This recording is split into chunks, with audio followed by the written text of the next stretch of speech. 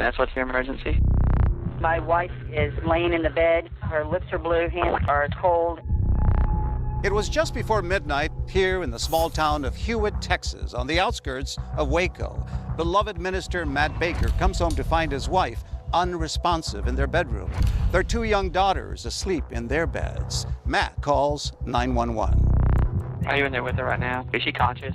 No, She's breathing?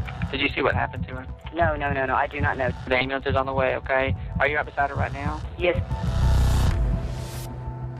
Matt had been beside his wife Carrie since they met at a Baptist summer camp and fell in love.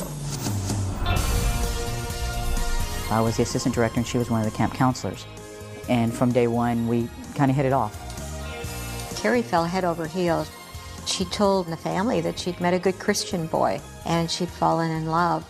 Her faith was the core of who she was. And so it was very important to her that she found someone whose faith was aligned with hers. Matt grew up in Kerrville. He too came from a very religious family. Carrie, she was always the bubbly little blonde and just loved life. People were drawn to Carrie. She was so funny. And when Carrie laughed, she laughed with her whole body. Everyone in the room just could feel her because she was just so free-spirited. I don't think there was ever a question Carrie was right or not right for me. It was we moved fast. We met in May and married in August. We tried to talk Carrie into waiting a little longer, and she really did not want to. Carrie was looking for a husband with morals and values that were similar to what she had, and Matt, she believed, had those. That you may fear the Lord your God, to keep all his statutes and his commandments, which I command you. She was marrying a Baptist minister. How good is that? You couldn't pick a better guy than Matt Baker. Can you say Merry Christmas? No, here, take your pacifier out. Say Christmas. Can you give a kiss? The kids came quickly. Oh. They looked like this perfect young couple with this beautiful baby. Carrie wanted children. She always had, and she was a wonderful mother. She's still so pink. And then Cassidy came. It looked to the outside world like everything was just coming together for the Bakers. If you know our children or not, this is my wife, Carrie, and it's special for me to do this because they are my children, they're our children. Cassidy, hi. But it was just after Cassidy's first birthday when the family was dealt some heartbreaking news about her. And it turned out that she had a brain tumor. Carrie was devastated, absolutely devastated. We went to Cook Children's Hospital in Fort Worth. It was a scary time, and she struggled in pediatric ICU for 60 days. They started chemotherapy on her. They didn't know if she would make it through, but she did. We get to bring her home. That was one of the happiest days. She needed a lot of care when she came home, but she was expected to recover. The Academy Awards were playing that night, and I remember staying up watching that. I went in and checked on Cassidy, and she was fine. I gave her a kiss and said a prayer, checked on their older sister, kissed her, said a prayer, and went to bed.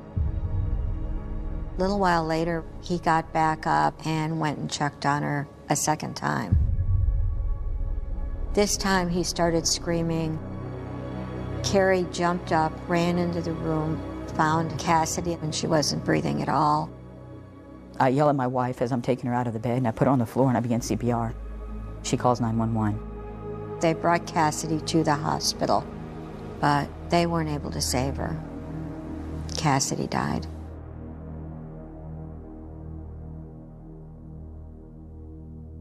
I know we dealt with it differently. We would have discussions about it and pray about it, and it was a struggle. Carrie bled grief after Cassidy died. And she was having a difficult time sleeping.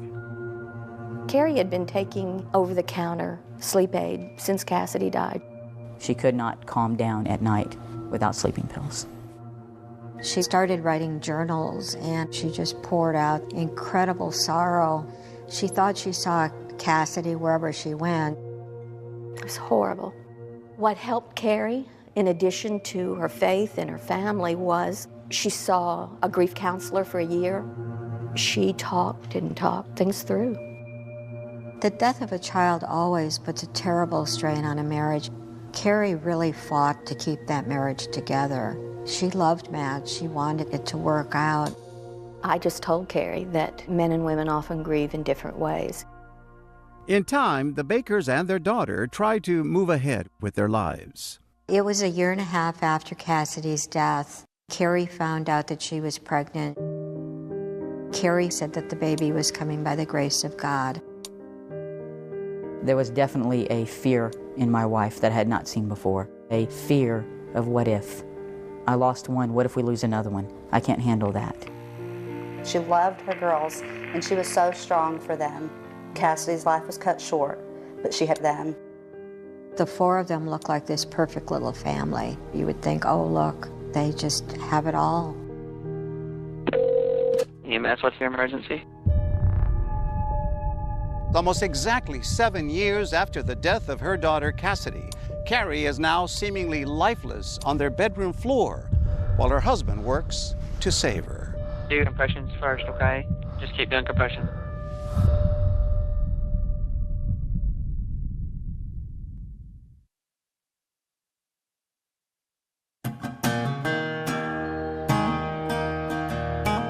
Waco is a great city.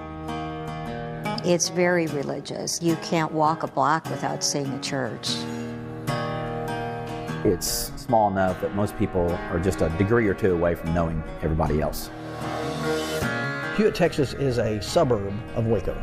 Back then, maybe 12,000 people. They have their own city, government, police. And when Carrie and Matt moved in, they quickly became part of the community. But in early April 2006, right here in the heart of the Bible Belt, a chaotic scene is unfolding inside this house. Local pastor Matt Baker has arrived home to find his wife, Carrie, unresponsive in their bedroom. And what's the problem? Tell me exactly what happened. My wife is laying in the bed, and her lips are blue, hands are cold. Is she conscious? No, she's not. Breathing? No, she's not breathing at all, no pulse or anything. I put my head to her chest and didn't see or feel her chest rising, no air coming out, felt for pulse, nothing. Okay, listen carefully. I need you to get her laying flat on her back on the ground and remove any pillows, okay? Okay, put her on the floor? Correct. She's on the bed now, put her on. All right, she needs to be on the floor, yes, sir. Okay. The 911 operator tells Matt to do CPR, to put Carrie on the floor and start CPR. Do that and tell me when you're done. Okay, hold on. Okay, hold on. Oh, my. Okay, hold on. I did not want the EMTs to come in and see her naked. And so I put her clothes on her, for her. And as I'm taking her off the bed, fluid comes out of her mouth onto the floor, and it smells of alcohol. You're going to push down firmly 2 inches with only your lower hand touching her chest. You're going to do it fast and hard 400 times. 400? 400 times is the latest we've been instructed to do, okay? 400. Twice per second. Rest it off? After the 400. You're going 400 to, correct. It's going to be about twice per second. It'll take you about 3.5 minutes to do it, okay? So start right now. I'll tell you when to stop. All right. While on the phone, Matt asks the 911 operator to call Carrie's parents because he says his daughters are also in the house. I need to get a hold of her parents. They live in town, and I want them to come over and be with the kids. Get somebody else started on this, okay? Thank you. We received a phone call from the 911 operator telling us that we needed to get over to my daughter's house, that there had been an accident. We needed to get over there immediately. Oh, she's got foam or something coming out of her nose. Okay, someone's at the front door. I gotta go. Okay, go ahead. Okay. All right. My name is Michael Irvin. I was a patrol officer with the city of Hewitt, and at that time I had only had about 6 months of actual law enforcement experience. I was the first officer to respond to the house. There was actually an EMT that met me in the front yard. Matt Baker actually met us outside and then walked us in, and he took us straight into the bedroom where his wife was at. The EMTs go in and they find Carrie on the floor. She's wearing a t-shirt and a pair of underpants. And they come in and I step away and let them start working. There was a glass there that was actually still cold, if I remember correctly, which led into his account of what happened that night. It'd been a typical Friday night that Matt says started with him and Carrie sharing a drink before heading to the local Y. And we had a wine cooler that I'd purchased, and so she drank one, I drank one. We take our oldest daughter to swim practice that night. On the way, my wife started saying her stomach was hurting her. She just felt nauseated, wasn't feeling very good. After the family returns home, Matt says Carrie still wasn't feeling well, and after taking a bath, she heads to bed while he starts the bedtime rituals with her daughters. It's a Friday night, so they could stay up later. They could stay up till 10 o'clock watching TV. Came back, laid down with my wife. She's still in bed, half asleep, and she wants another drink. She has a drink, I have one too. She goes to sleep, wakes up at about 11 o'clock and asks me to go get a movie. And I was like, it's 11 o'clock. She goes, well, go get this movie for me and gas up because we have a busy day tomorrow. He left to go get a movie. While he was gone, he came back and he discovered that he couldn't get back in. Walk to the bedroom door and it's closed. And I try the knob and it's locked. And I knock on it and call her name, Carrie, and there's no response. Matt says he finds a small screwdriver to try to open the door. So I pop the lock and open the door and find her in bed. And it was very eerily similar to walking in the room when I found Cassidy. As EMTs in the Baker residence work on Carrie, police take note of those wine coolers on the bedside table and something else. There was this bottle of Unisom that it was almost empty. She had been taking sleeping pills to go to sleep since Cassidy passed away and started taking more and more of them. And we had discussions that you've got to stop doing this. This is too many. This can be dangerous. We ran out of the car, and as I started running up to the front of the house, an EMT person stood in front of me and grabbed me and told me that my daughter was dead. I just kept saying, there's no way. There was a piece of paper on the end table, and something didn't set right. For me, it all pointed back to that note.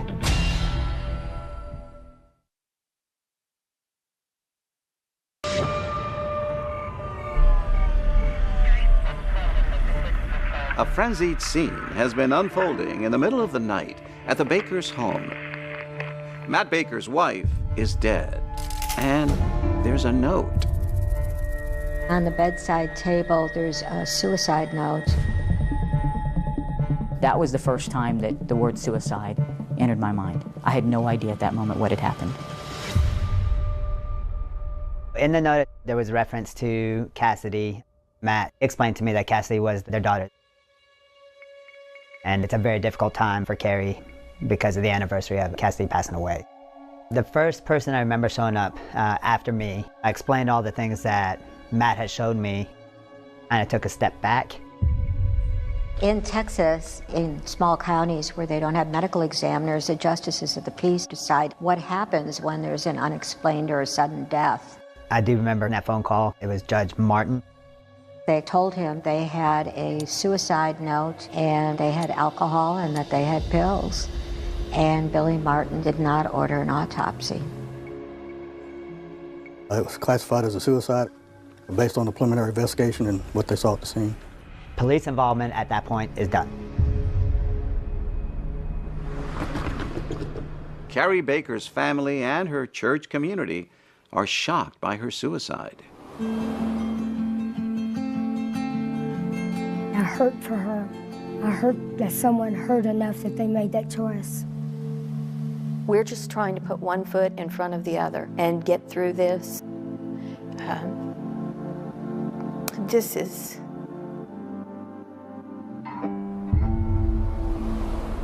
Less than 1 week after Carrie's funeral, Pastor Matt Baker is back at the pulpit here at Crossroads Baptist delivering the Easter sermon. He tells his congregation that just like Jesus, Carrie has risen up to heaven. There was always the desire in her to be with a daughter that was in heaven now. And she did voice that several times, that Cassidy needed her, she needed Cassidy. This was my wife's Bible that she carried for years. Matt had given her a Bible years earlier, and she started writing her feelings in the margins. She says, I want to go with Cassidy. She could never let go of Cassidy. It was such a strong hold on her. The week Carrie died, she had a session with her grief counselor and also saw a doctor who prescribed her medication. The next day she ripped up the prescription. She wouldn't fill it. After finding out Carrie died, I had talked to my sister Kay. I just kept saying there's no way. Carrie would never take her own life. And then that's when she told me about a visit she got from Joanne. Joanne Bristol is Carrie's grief counselor and also friends with Carrie's aunt, Kay Bailey. She had had a session with Carrie earlier that week. She had shared with me what Carrie had shared with her, that Carrie found some crushed pills in Matt's briefcase. Joanne Bristol also shared that detail and others with police in the days following Carrie's death. My sister Kay and I, we all started talking, not around Linda, but we all were sitting there going, what are we going to do? Because we knew so much about Matt. We worked at a church camp together. Matt, I believe, had been written up at that particular camp for harassing girls that I went to school with. There was also an alleged incident from his college days involving a fellow student. I was afraid of him. I was angry with him. He took away virtually my young adulthood. Laura Wilson filed a complaint against Matt, saying he sexually assaulted her. We were both student trainers for the athletic department. He was a sophomore trainer and I was a freshman trainer. She was cleaning the bathrooms. Matt came in and offered to help. He came up behind me and he pinned my arms behind my back and started trying to kiss me. I kept telling him to stop. He came up from behind me, picked me up, sat me on his lap, and he began running his hand between my legs. I was struggling to get away. He didn't stop with the kiss. He didn't stop with the touching until he was ready to stop. Now I'm left with myself, violated, in shock, not knowing what to do. All I can tell you is when she left the facility, was in tears, but nothing that I did. After the assault happened, his words to me were, I never meant to hurt you. At the time, Laura told a college staffer about the alleged assault. Matt was not disciplined. I dropped out, dealt with recurring nightmares, dealt with trust issues in relationships. It derailed my life for many, many years. I became a different person. She eventually filed a report with police years later. They began looking into the allegations, but stopped once they realized the statute of limitations had passed. Matt Baker denies assaulting Laura or harassing any female campers. Things have been said that can be misconstrued, misinterpreted, but I can say this, I never accosted anybody. Throughout Matt and Carrie's marriage, rumors of alleged inappropriate sexual behavior would continue to follow the preacher, but his wife stood by him. She loved Matt. When Carrie heard allegations that Matt had been inappropriate with young women, she was his staunchest defender. She told one young woman, when you marry a Baptist preacher, women are going to come forward and make false allegations, and you have to protect them. Carrie believed him, and we believed Carrie. She was telling us the truth, as she knew it. I think there's a presumption with a man of God that they have a certain character and a certain ethical base, and we believe that. Linda's sisters had hoped that by talking to her about the various past allegations against Matt, she might start to see him in a different light. But she didn't. She still had faith in her son-in-law. My sisters came over, and I told them, let's just grieve and let this go. But the family wouldn't let it go. It started with the cell phone records. And Linda soon makes a startling discovery. Something wasn't right.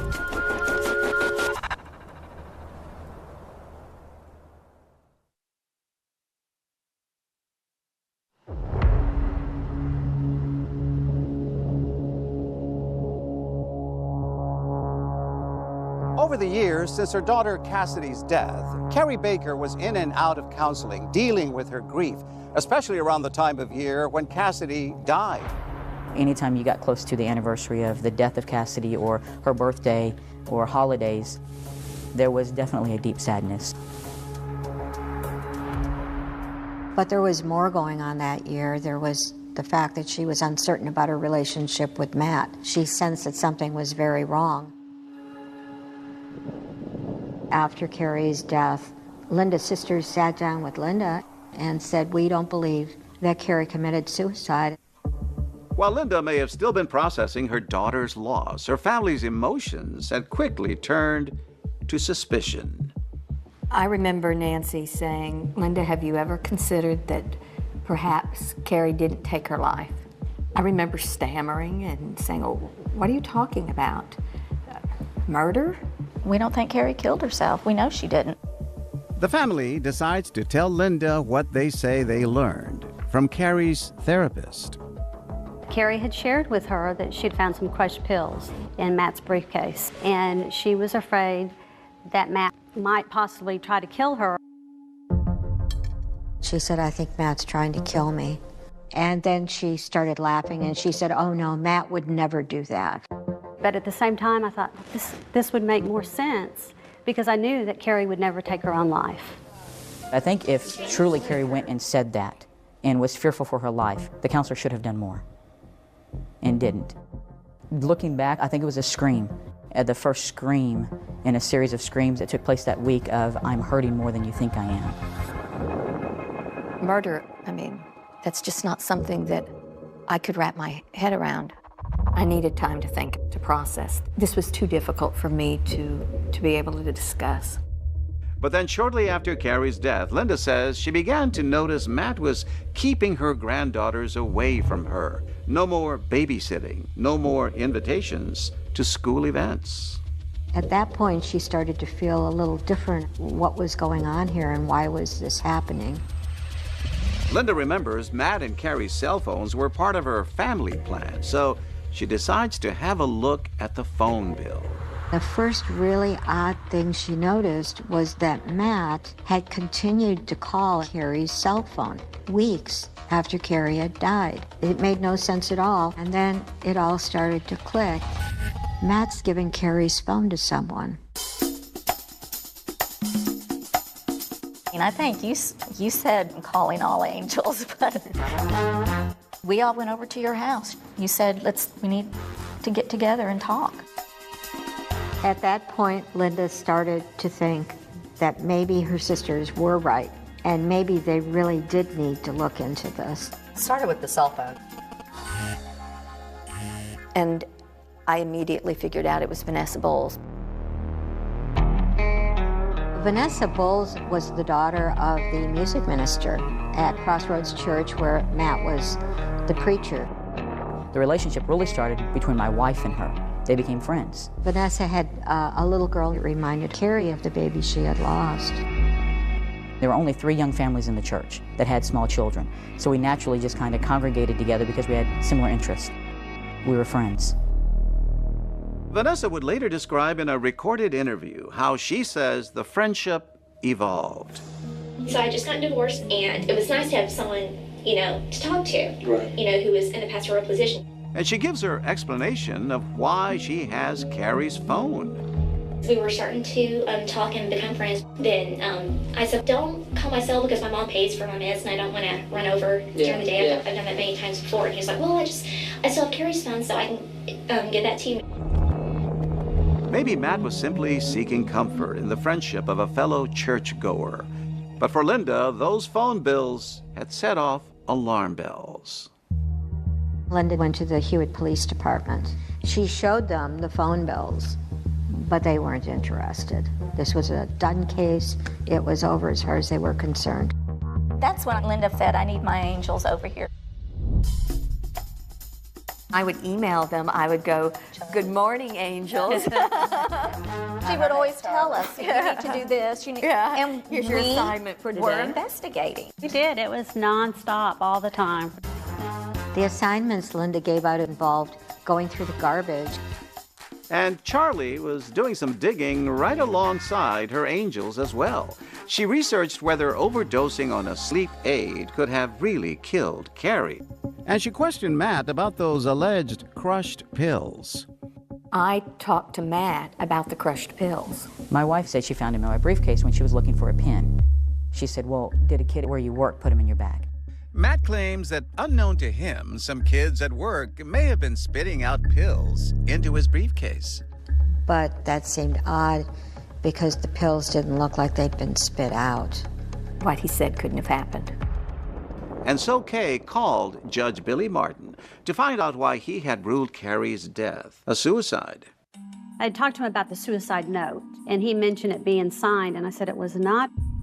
And he goes, well, you need to talk to the police. I said, we've already done this, and we just want somebody to investigate it more.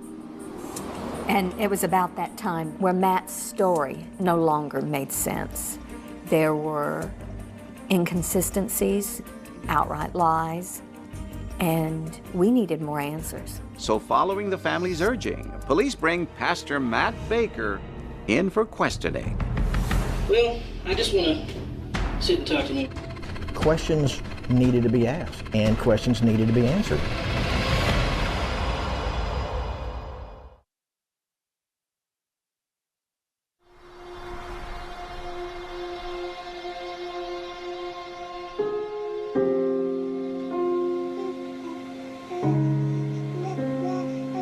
"31-year-old Carrie Baker has been found dead in her home. It was deemed a suicide by police, but her family began investigating on their own, and they urged police to question her husband, preacher Matt Baker. I just want to sit and talk to him, I just want to talk about what happened that night. Absolutely. That way we can clear all this up, because I'm sure you know what I'm getting at, okay, as far as, Linda, you know what I'm saying? It was a very odd week. But not behavior that would have raised red flags. Right. If that makes sense. It was one of those deals that I knew she was depressed. The conversation continues, with Matt sharing his own view on what he believes might have happened. I think I left about 11 or so. I wasn't gone maybe 40 minutes.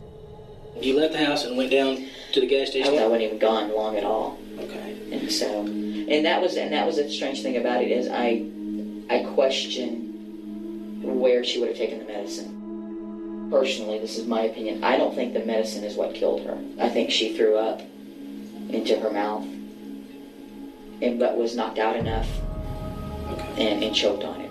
So no, I don't know if that's just me trying to put stuff together to make it, I don't know. Okay. Like I said, that's what I just wanted to sit and holler at you about. One last thing, to kind of quell everything. If I asked you to take a polygraph test, would you be willing to do so? Okay. Matt eventually passes a polygraph arranged by his attorney. Upset that police continue to consider Carrie's death a suicide, Linda pulls together a team of her own. Linda ended up making an appointment to talk to a former federal prosecutor. Now in private practice, Bill Johnston had been a federal prosecutor in Waco, Texas. The Branch Davidian complex in Waco, Texas goes up in flames. 11 of the survivors now face murder and conspiracy charges in connection with the killing of 4 federal agents. And in 1993, he was part of the team prosecuting the 11 surviving Branch Davidians. Those agents did not die in vain. Mrs. Doolin came to me and she said, I've heard maybe you can help me. She explained to Bill that she doesn't believe her daughter took her own life, so she'd been working on Carrie's case with her angels. What Charlie's angels were bringing to us was invaluable. They were this group of strong women who were not going to just let this go. They brought a series of stories about Matt's conduct at different points in his life. Bill pulled together his own posse. He brought together retired lawmen to take over this investigation. I called them my guys, and they became as invested in this case as if they were fighting for their own child. The biggest thing was to get the body exhumed, get an actual autopsy, and find out what had actually happened to Carrie Baker, how she'd actually died. We started unraveling this thing bit by bit by bit. Matt Coffon is a member of the legendary Texas Rangers. He joins the team and reviews the evidence on the case. There are red flag after red flag that something was not right. It was so compelling that I could not automatically agree with the Hewitt police investigation. So I thought, okay, let's kind of break it down. You're presented with a crime scene that's not really a crime scene, right? These are photographs. As you can tell, there's just not much to them. There were so many things early on in this investigation that just did not match. And part of it was Matt Baker's explanation of his timeline. He says he left and then he came back, and it was such a short time that she couldn't have died within that period. That was the theory that we were operating on. His timetable did not really match up. This is an overall view of Hewitt, Texas, and it's not large. And these locations are very close to each other. Minutes apart, especially that time of night. The team was also troubled by Carrie's suicide note, which Officer Michael Irving says was pointed out by Matt. He just said, there's a suicide note, suicide note, suicide note. So he did direct me straight to the note. The so-called suicide note was typed. It's not signed, and that should be a red flag to any investigator. Let's take this a little bit further. It says, tell my mom and dad that I love them too. In this case, two is T-O, not comma, T-O-O. She was a teacher. She could spell. Yes. Something didn't set right.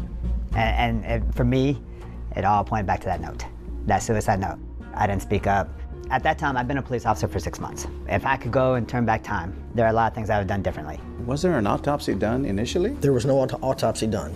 And so at this point, we decided that we needed to have tissue samples from Carrie's body, so we wanted to have that body exhumed.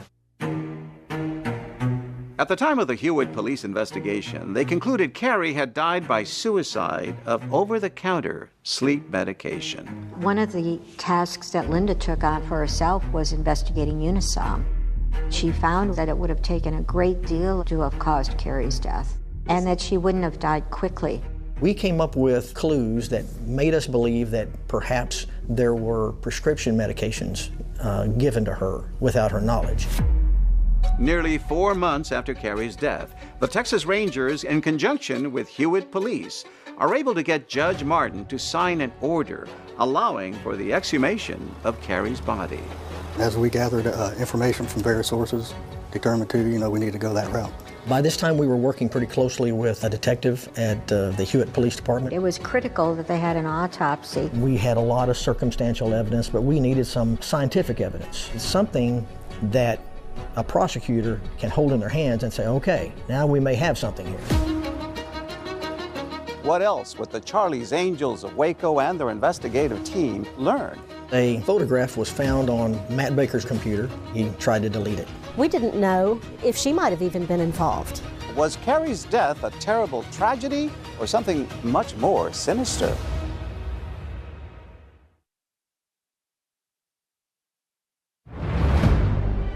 A manipulative liar wearing the mask of God came into my life. The Hewitt preacher's wife was found dead. Her death originally ruled a suicide. But is that how the mother of two really died? Maybe someone had held that coarse material against her nose. I think Carrie, on some level, understood that she was in danger. But you also discover in that Bible, Lord, I'm asking you to protect me from harm. He's having a conversation with the 911 operator, and he's not winded, and he's perfectly calm while he's talking. I'm gonna tell you right now, I don't think it happened that way. You don't quickly dress a dead body. Here's a picture of Matt Baker. Is this the other woman? I'm gonna tell what you did. And he said, you better not do that.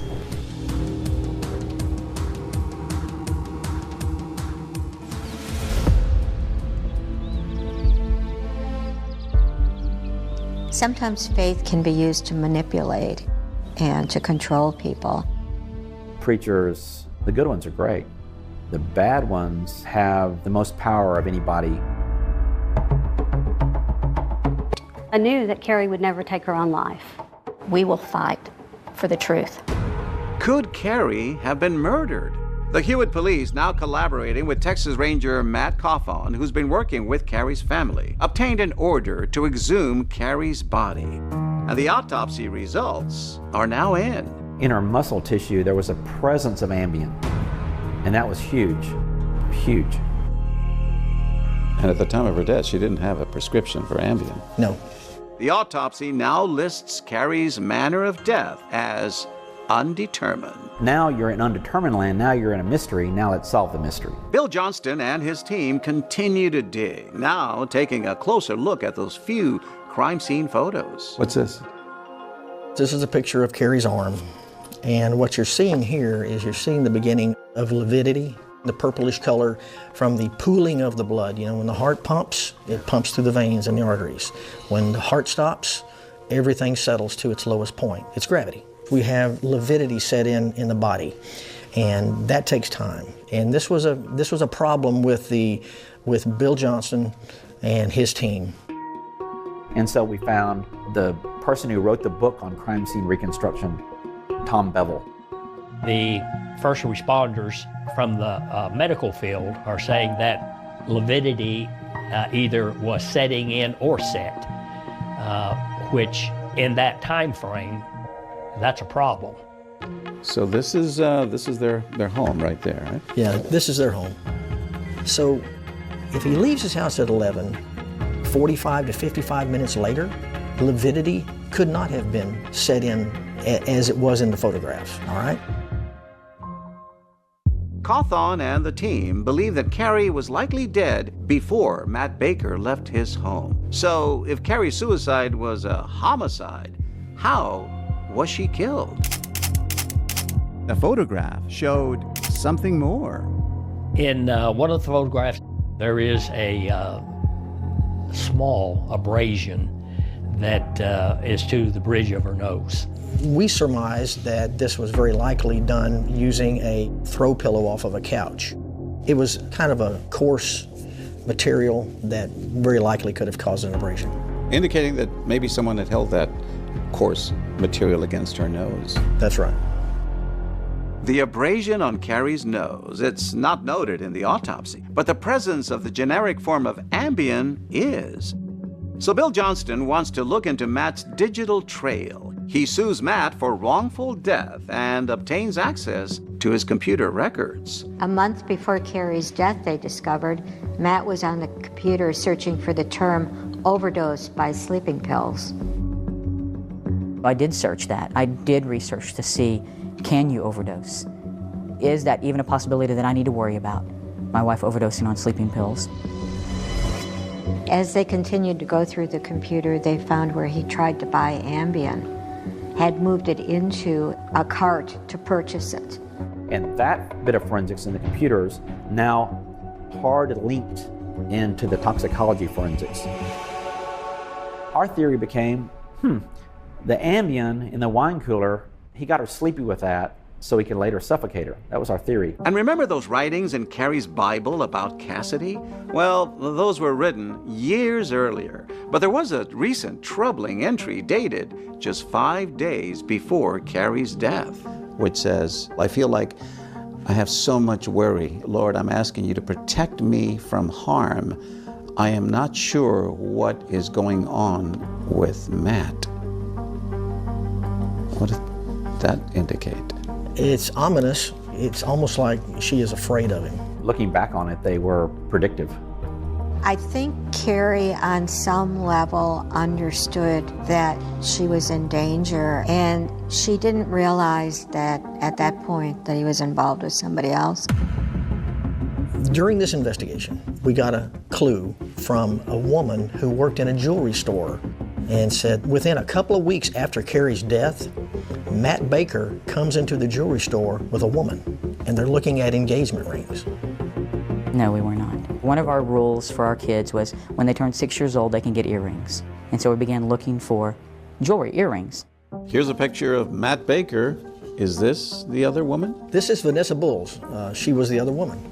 Now, this is a photograph that we found on his computer in trash. We knew there was going to be a birthday party, and we took a picture of all the girls and Matt and Vanessa. It wasn't long after Carrie's death when people came over, they didn't see any pictures of Carrie at all. But there was a picture of Vanessa with the girls. 2 of Carrie and Matt's friends came to help with the party, and one of them stayed overnight. And she saw Matt sitting on the couch with Vanessa's head on his lap. To Carrie's family, it was clear that a romantic relationship had developed between Matt and Vanessa. 4 months after Carrie's death, police believe Vanessa Bulls just might be the key to solving this case. So they bring her to the Hewitt Police Station for questioning. It's just scary.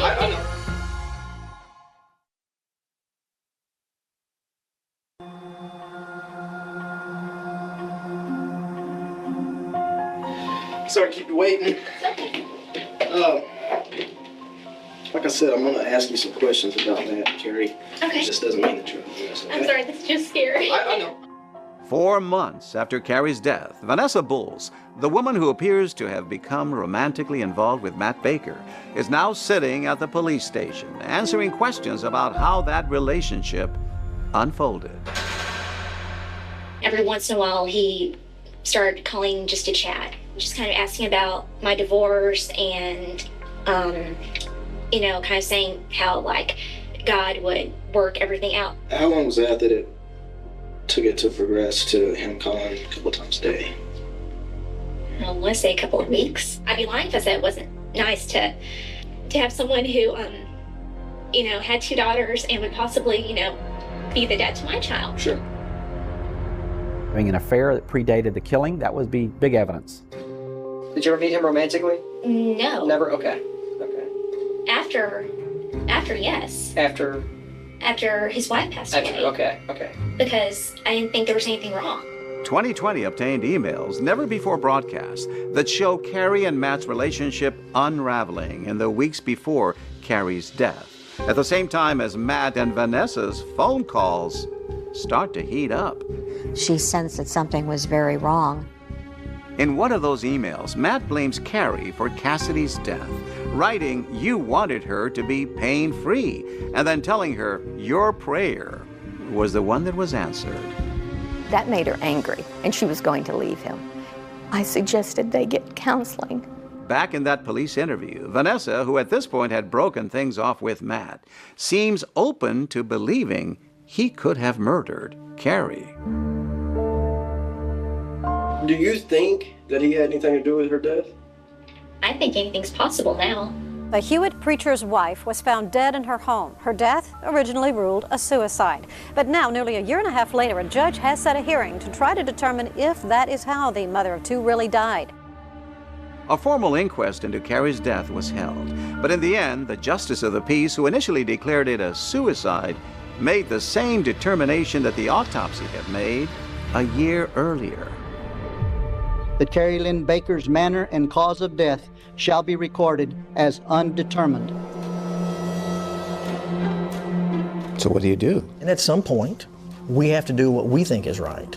And in this case, it was to get an arrest warrant for Matt Baker. Even though it wasn't ruled a homicide, nearly a year and a half after Carrie's death, Matt Baker is arrested for her murder.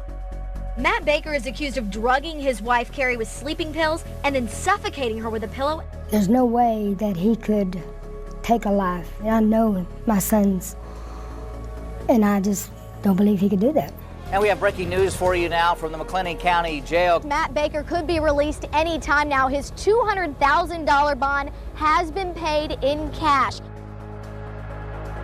My best decision was to move away from there and to move back here to my hometown, where I felt support and felt loved.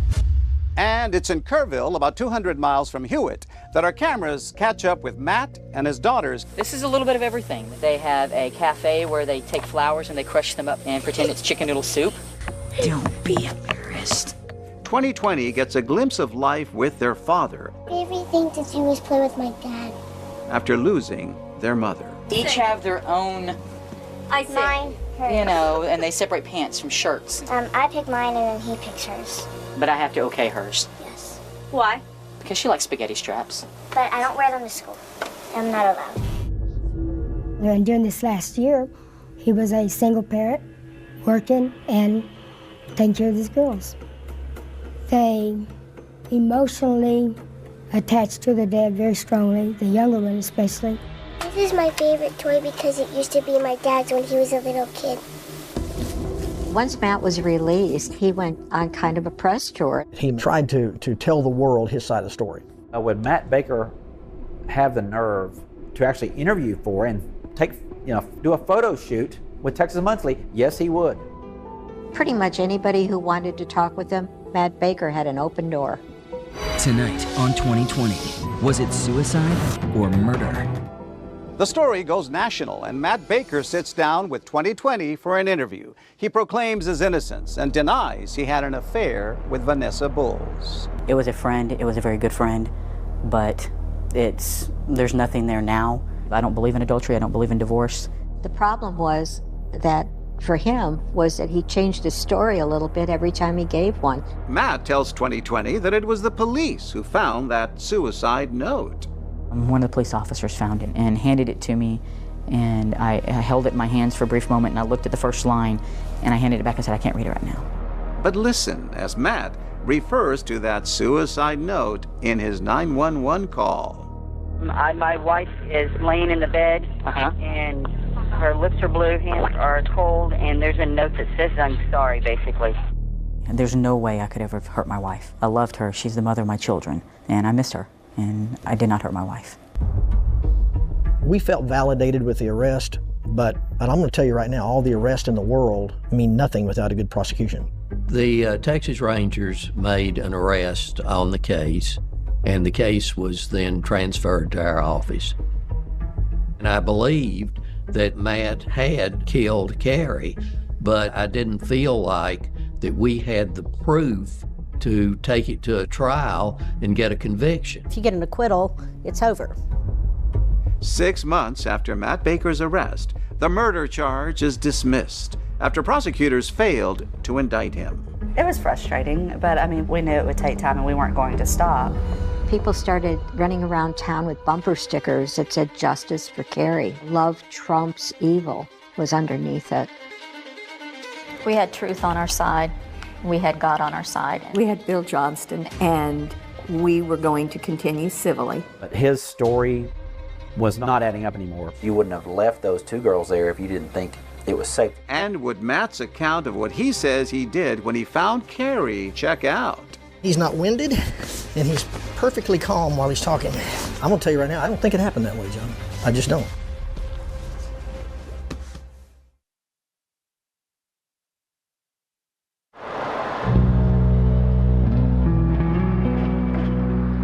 When the criminal case was stalled and it wasn't going forward, Bill Johnston filed a wrongful death case, and that allowed him to subpoena Matt Baker for a deposition. It's the lower left of the 2.5 years after the death of his wife, Matt Baker is on the hot seat, answering questions under oath about the night she died.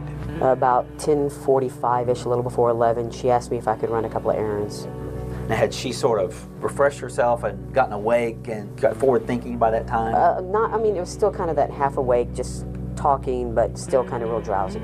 I'm conjecturing that it went through his mind that maybe she already took all the sleeping pills before he left. Was she aware enough that you could observe that she could handle if the kids needed her, for instance? I would, yeah, I felt that she probably could. She had to be fine, or else she was incapacitated and he was a bad father and he just left his girls with an incapacitated person. Which one is it, Matt? So he chose the high road, that yes, Carrie was fine. So if Carrie's fine, she's not getting ready to die. Bill was able to ask him question after question after question and get answers from him that were very helpful. While you have the phone pressed against your shoulder, you put on her panties first, is that correct? I believe that's right. And then what did you do? And I put on her shirt. Okay, and she's on the bed at this time? Correct. But Matt had told police a different version of how he dressed Carrie that night. So I put the panties on her in the bed as I was getting her out, and then when she was on the floor, I put her shirt on. The clothing, it appears consistent, especially her panties, as to how you would typically find if they were put on by the individual, not somebody else, with a lady who is not able to assist. If he would lie about dressing her, why?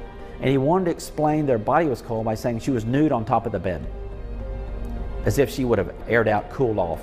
Just a stick figure to put where she came to rest once you moved her.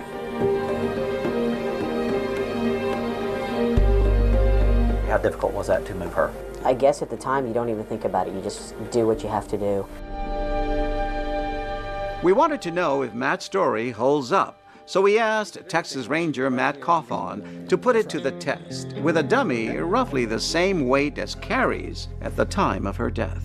He would have had to reposition the body. I'm gonna tell you right now, I don't think it happened that way, John. I just don't. How much time would he have had to do this between the call to 911 and the chest compressions? About 2 minutes. To dress her, put her body on the floor, all while on the phone with 911. We're going to see if you can do this. I'm going to put a stopwatch to it, and here we go. And you're doing it as fast as you can. Well, I'm doing it the best I can. And I feel the phone about to fall. We're at 48 seconds now. We're about 1:20. He's having a conversation with the 911 operator, and he's not winded, and he's perfectly calm while he's talking to the 911 operator. That's 1:57 seconds. And then just to get her dressed. That doesn't include the removing from the bed and the chest compressions. And I know how to do CPR. Oh, you do? In listening to the 911 call, it sounded phony. Do I need to go unlock the front door? I'll let you know when they start getting close, okay? Okay. I think he'd give himself an Oscar, and I'd give him a Rotten Tomato. Just keep doing compression. I would not have known at the time when I got there that he had been doing CPR. You're still doing compressions? Yes, I am. Okay. he did not sound winded on the phone. No, not at all. He didn't have to do chest compressions because she was already dead. He killed her, I think, before he left to go run alibi errands. Despite Matt's inconsistencies, prosecutors feel they need more, so they bring in a new detective to help with the investigation. My name is Abden Rodriguez, and in 2009, I was a criminal investigator for the McLennan County District Attorney's Office. I hear they call you the human lie detector? I guess because of some of the confessions that I was able to get. Abden is asked to review the case and find evidence that would help indict Matt Baker. I wanted to look at the interviews that had been done. There was a lot of deception, you know, and I could see how, especially Vanessa was doing it. How many times a week would you talk, you think, prior to her death? Once every day for a couple hours, and maybe midday, or? Sometimes a couple times a day. As you can see, she's got her arms crossed and her legs crossed. That's a big red flag to me. When she passed away that week, how were the conversations? Were they kind of the same way they were before? They were really the same. And I told him, and I said, look, the whole key to this case is going to be Vanessa Booth, which is pretty and very smooth and friendly, but at the same time, you know she's a liar. We didn't know if she might have even been involved. After interviewing Vanessa, Abden decides to subpoena her to testify in front of a grand jury. I said, I'm gonna be there and I'm gonna listen to your testimony. And I said, and as soon as you lie, I'm gonna file charges on you. When they brought Vanessa Bowles in for the grand jury, that was kind of a last-ditch effort. So we're like, okay, let's see what happens. As she and I were walking down the hall, she whispered to me, "I'm going to tell y'all everything."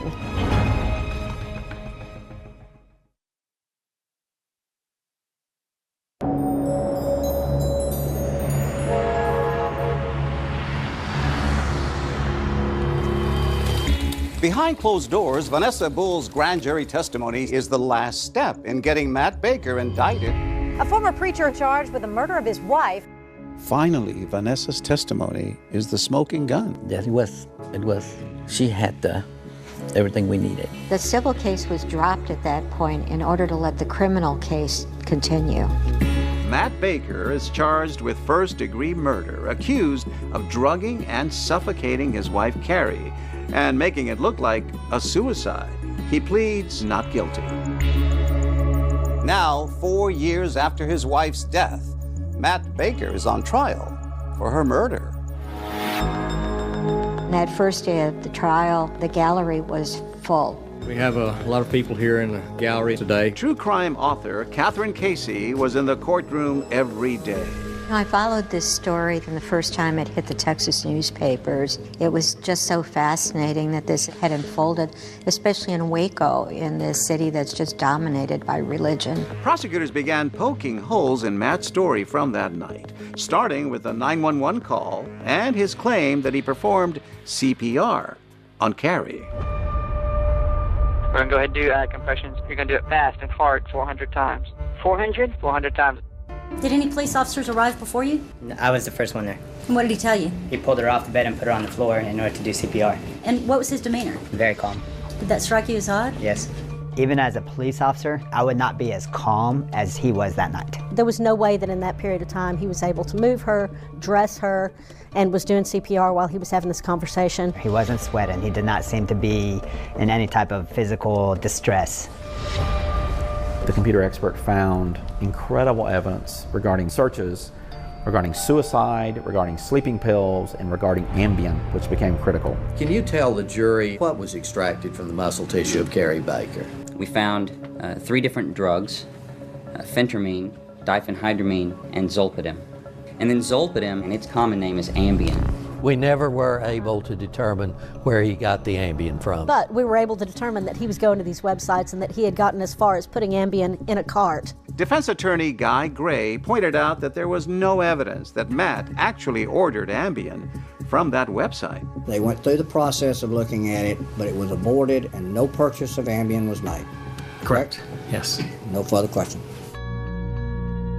Will you state your name for the jury, please? Joanne Bristol. Joanne Bristol, Carrie's grief counselor, testified about those comments she says Carrie made about Matt. She said, "I'm thinking my husband is going to kill me," but she recanted the statement. How do you analyze that, or what do you think about that? I felt at that time that I knew this client very well. She had never misled me, and so when she said, "Oh, but I know he wouldn't do that," I believed her. You didn't advise her to leave the house or move out. You didn't call law enforcement. You took that recanting as an accurate or true reflection of what was going on. From her, yes. Day 4 of the trial, and it's the prosecution's star witness, who everyone is waiting to hear. This case was one of those cases where all of the attention is focused on one witness, and that one witness was Vanessa Bowles. The state calls Vanessa Bowles. I remember looking at Matt more than looking at the jury. I wanted to see his response, and I think he was stunned. Raise your right hand. After years of denying their affair, Vanessa now admits that Matt began to pursue her even before Carrie died. Please have a seat. He started asking me things about my divorce and started telling me, "Whoever finds you is going to be a lucky man." Did he say anything else unusual to you? He came by and was kind of smiling. He said, "Oh, don't date other guys, just date your pastor," and kind of smiled. Did he say anything else after that? He said, "Will you really date your pastor? I've had a vasectomy, so I can't get you pregnant. Also, I don't have any STDs." And he also started telling me that because of Carrie's depression, as he stated, their sex life had been lacking. And at the time, were you buying into what he was telling you about Carrie? I was buying into everything. He was a complete, and still is, a manipulative liar who took me in my vulnerable state and made me believe everything he said. What happened then in early March as you and Matt started to spend Fridays at the Baker home? And he asked if he could hold my hands to pray, and he did. Then afterwards, he started to kiss me. Then he just took my hand and led me to the bedroom. Feeling guilty about being with her pastor, Vanessa says that Matt tried to reassure her. I was extremely remorseful. I couldn't believe what just happened. He started saying, it's okay, don't feel bad, just ask God to forgive you. And he said, in reality, he said, I don't think God believes that anyone can just be with one person the rest of their lives. After Carrie's death, Vanessa says Matt wanted more, perhaps even making her the next Mrs. Baker. At some point, did you and Matt take the girls and go to Kay Jewelers in the mall? We did. He stated that the girls wanted to go look at wedding rings for me. Are you telling the jury that he was prepared at this point, a week or two after Carrie's death, to trade in Carrie's wedding set to get you a ring that you wanted? Correct. Matt had denied this in interviews, but a salesperson from the jewelry store corroborated Vanessa's account. She tried on about 4 or 5 rings, asked his opinion. He just would tell her it didn't matter what he liked, it was what she liked, because she would be the one wearing it. Vanessa then drops a bomb when she says not only did Matt want out of his marriage, He said that if we ever fell so much in love that he would find a way out of it. she also knows what happened to Carrie Baker. I told him, I'm gonna tell what you did. And he said, you better not do that.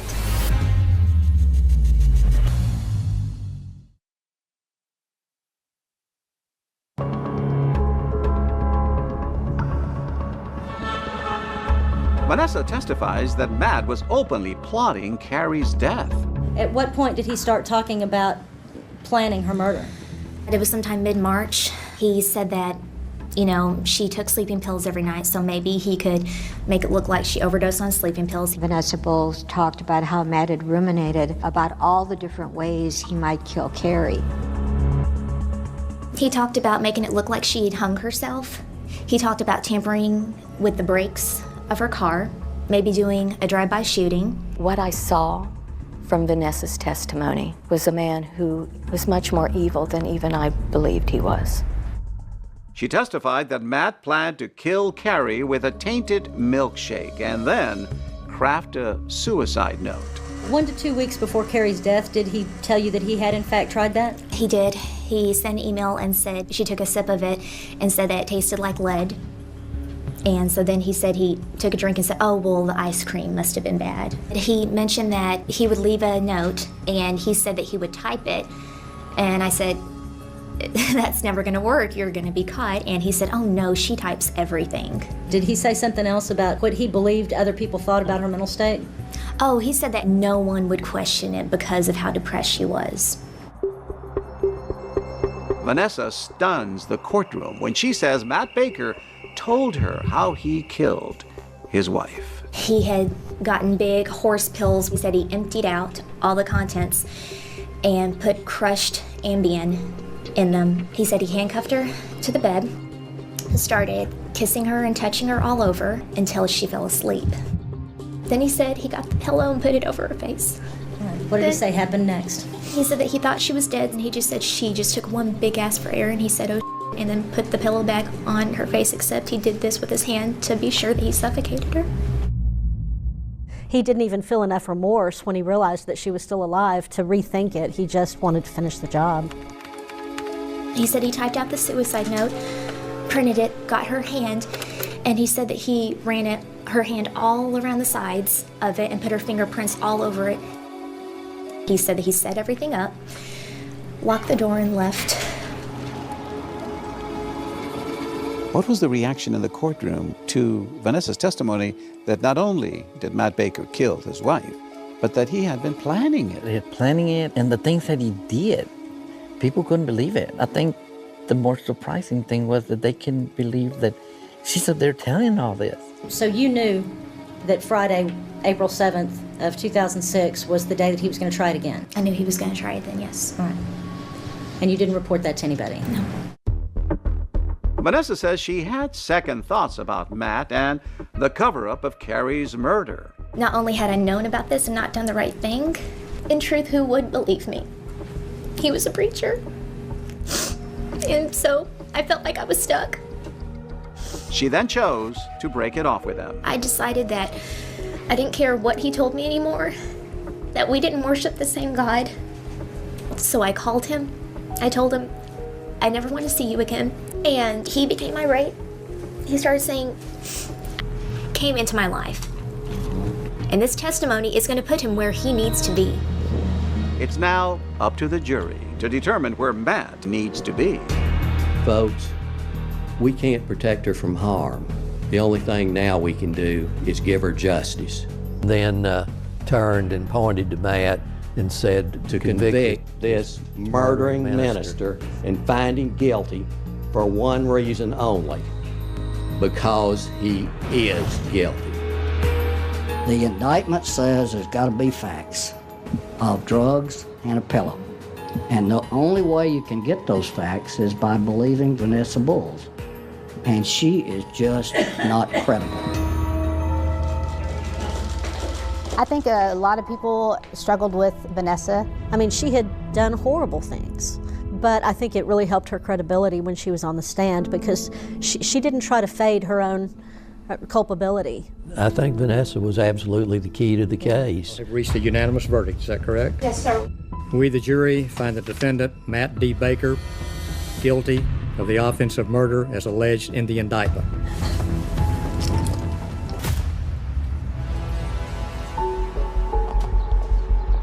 For the sentencing phase of the trial, the jury gets to hear additional testimony. They came back and had witnesses from his past come and talk to us about things that he had done. One by one, women testify about sexual misconduct they say they endured from Matt Baker. He came up from behind me, put his hand on my breast. I pushed him away, told him no.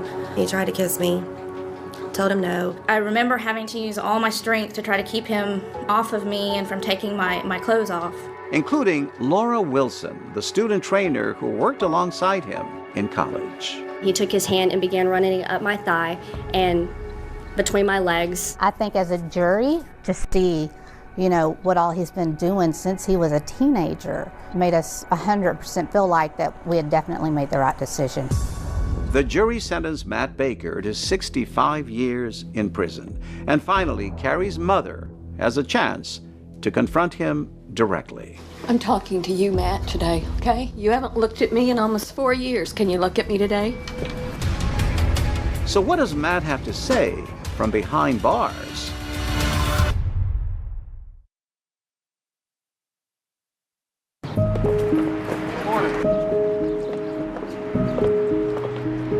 Yeah, we asked him to. We gave him a call.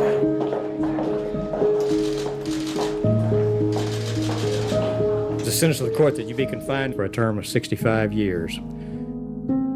There's some victim impact statements given by the family of the victim. You may proceed. I'm talking to you, Matt, today, okay? You haven't looked at me in almost 4 years. Can you look at me today? For a little while, okay? But she did talk to him directly, and he looked down. Matt, she loved you. And then you took her from us, Matt. You discarded her like she was yesterday's trash. You murdered the mother of your children. But love trumps evil. I don't know why, but I felt pity for him. I truly believe in my innocence. I believe the jury made a mistake in this. After his sentencing, 2020 speaks with Matt Baker again, this time in prison, where he finally admits to his affair with Vanessa, but continues to maintain his innocence. I'm coming clean on the lying about Vanessa. I made a mistake. I'm human. I made a mistake there. I should not have ever got involved in that. I was having a tough spot in my marriage, and I took the chicken way out. But I would never have hurt my wife. I never did. I never laid a hand on her, ever. Their mother was erased from them. They need to know she loved them. And she didn't leave them by choice. A year and a half after Matt's conviction, Linda was given custody of her granddaughters. It was a long journey for the girls to understand what had actually happened to their mother. Carrie Baker didn't kill herself. She was murdered. He was a Baptist pastor, preacher. He was a predator. I think he's a dark angel. That you may fear the Lord your God. You get to be the hero during... I just wanted everybody to know the truth. Pleasant afternoon, 1:50 p.m. It's a little bit quiet on this particular Monday. Not a lot going on at all. You know that lazy feeling you get after you have lunch and everything gets kind of quiet and subdued? That was exactly the atmosphere in First Community Credit Union. There were 7 people inside the bank. All employees? Yes, sir. And a silver Ford Focus drove down a street called Cinco Ranch Boulevard toward First Community Credit Union, and the car stopped near the bank, and out come 2 men. What we're seeing here is the 2 suspects have arrived on the scene. And they have on orange vests like construction workers or street crossing guards often wear. The first thing that stood out to me were the bright orange construction vests they had on. And I thought to myself for a split second, what are they here to fix? One man has a painter's mask on his face. Another man is wearing a fake mustache. They're wearing blue latex gloves. One of them is brandishing a gun.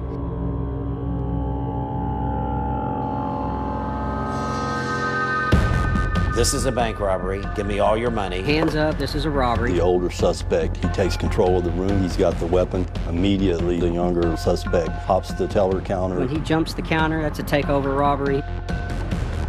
One of the men rushes toward a teller and says, "Give me everything you've got. I've got bills to pay." What goes through a banker's mind when a robbery happens? Fear. Just to do what they say. Give them what they need. They have guns. One of the tellers actually is able to slip a pack of bait money into the bag. This is money with the serial numbers recorded, so the cops are able to trace it. It was pretty brave on her part. One of them jumped the counter. One of them rounded up everybody in the office. You can see that he goes directly for the bank manager, because she's in charge. She's the one that's going to have access to the safe. She becomes instantly aware that there's a robbery taking place. She activates her silent alarm.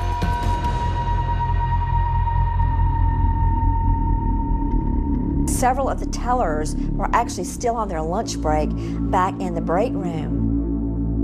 Were you having lunch? What were you doing on the break? I was sitting in there. I was heating up some food. I was talking on the phone. One of my other coworkers was in there. She had just come in to have her lunch. They didn't even realize anything was happening until they see a blinking alarm going off. And I just kind of stopped and I looked up and I told the person on the phone, I was like, I've got to go.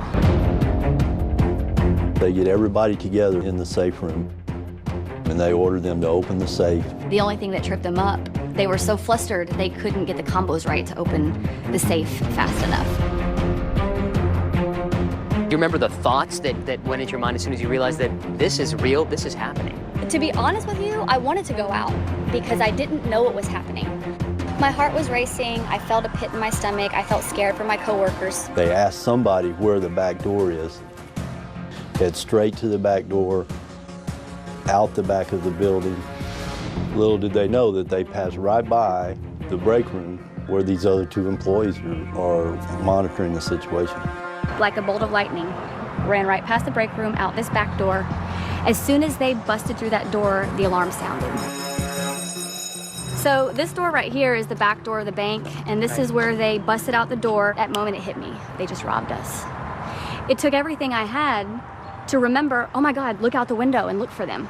So these blinds, I did like this real quick. They literally walked down the sidewalk fast as they could until they got to the curb, and then they stopped and they just kind of casually walked to the car. Bank employees just inside here saw them heading down the alley, and one of them said she saw them get into a silver car.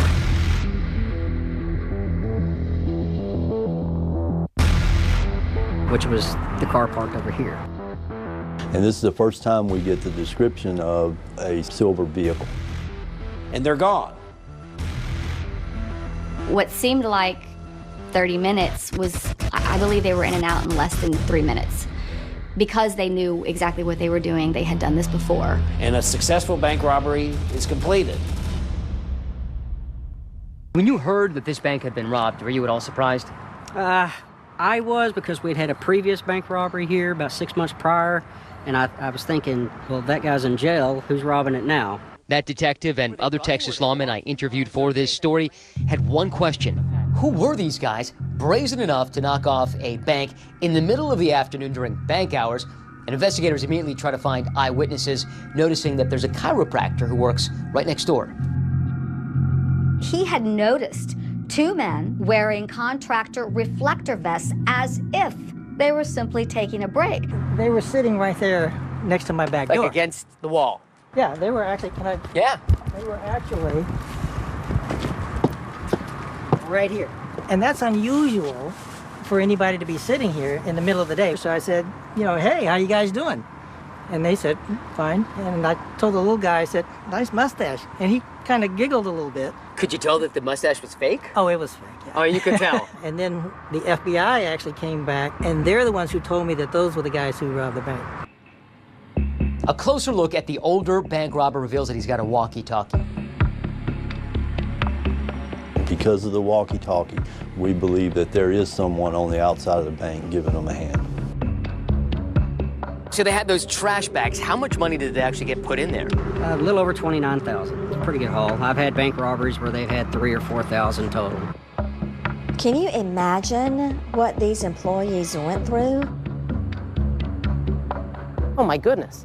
I mean, you start walking into a bank with a weapon and you start pointing that at people and ordering them to cough up the money. I mean, that can change your life forever. The sheriff's detectives are about to make a series of really jaw-dropping discoveries about these robbers. For one thing, this isn't the only bank they've robbed. There was a robbery with similar MO at the Comerica Bank. And another thing, those robbers, one older, one a little bit younger, the way they work so well together, almost like they were family. That was noticed by all of the employees there, that there was something special about that relationship. They could have been father and son.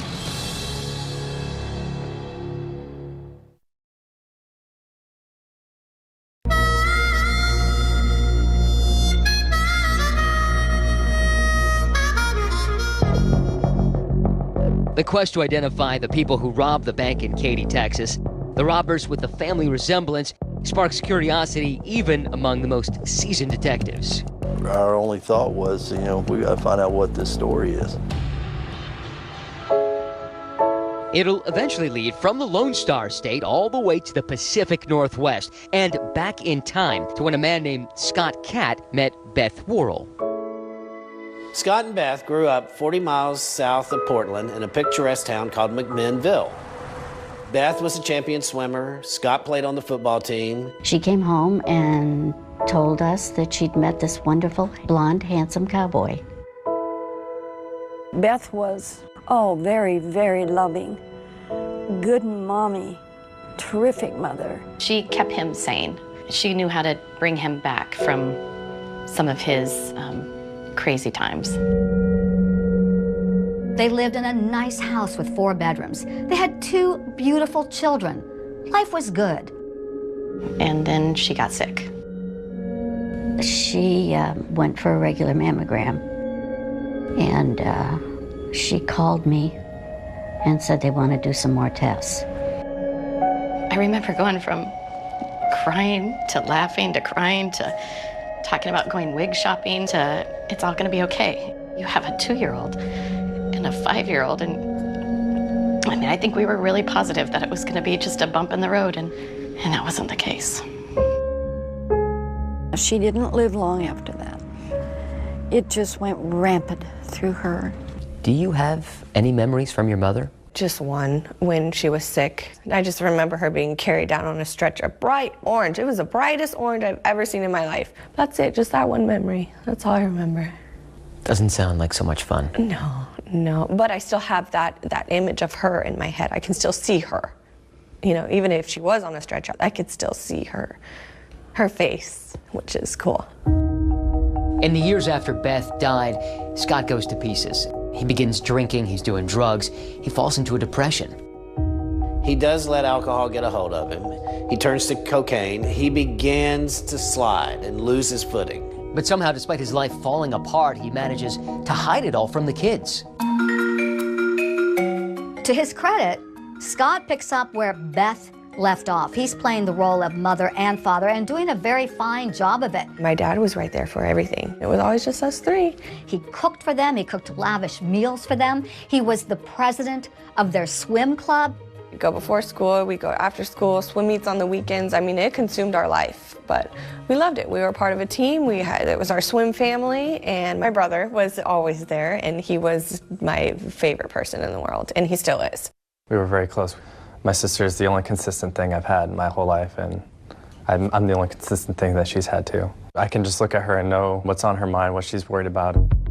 Despite the fact that outwardly it seems like a solid Cat family foundation, the fact is there were cracks. His persona outside the house was Dad of the Year, Volunteer of the Year. He said all the right things, he did all the right things, he took his kids to church, and then once he was home and he was alone, I think the real Scott came out. There wasn't really a disciplinarian. I mean, there was no one there hounding us to do homework or keep up our grades. Did you guys start drinking in the house? You Oh, and yeah. Hayden? How old were you when that started? High school.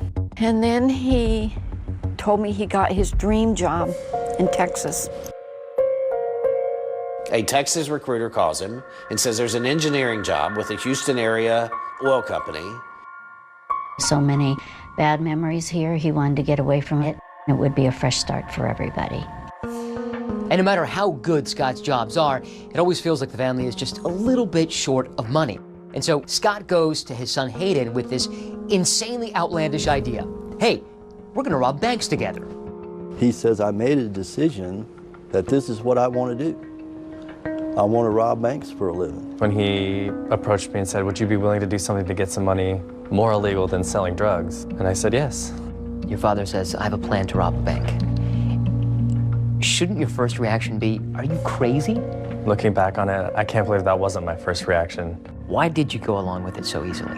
I had a real struggle, and a real internal struggle. I knew it was wrong, but I was really motivated by the money. Now, it's bad enough that Scott asks his own son, Hayden, to commit this felony with him, but then he ups the ante. He used Hayden to convince Abby to going along with the plan to rob banks. How did you react? Well, the way that he presented it to me was like, we need you in order to be successful. And then it was just like, okay, you know. Like, why did they need you? Well, so that they didn't have to drive. Did you have any hesitation about this? Really, there was no question. I was going to do it. There was no questions. I had no questions. They told me they needed me, so I did it. And the way Scott explained it to me was that he didn't see this as a chance to teach his kids about crime. It was a chance to teach his kids about self-esteem. And this is how the Cat family decides to start robbing banks together. Hayden and Scott, they're going to be the stick-up men inside the bank. Abby is going to be the getaway driver. Simple plan. What could possibly go wrong, right? The morning of the first bank, I asked my dad, you know, are you the devil here to tempt me? And his answer is what really scared me.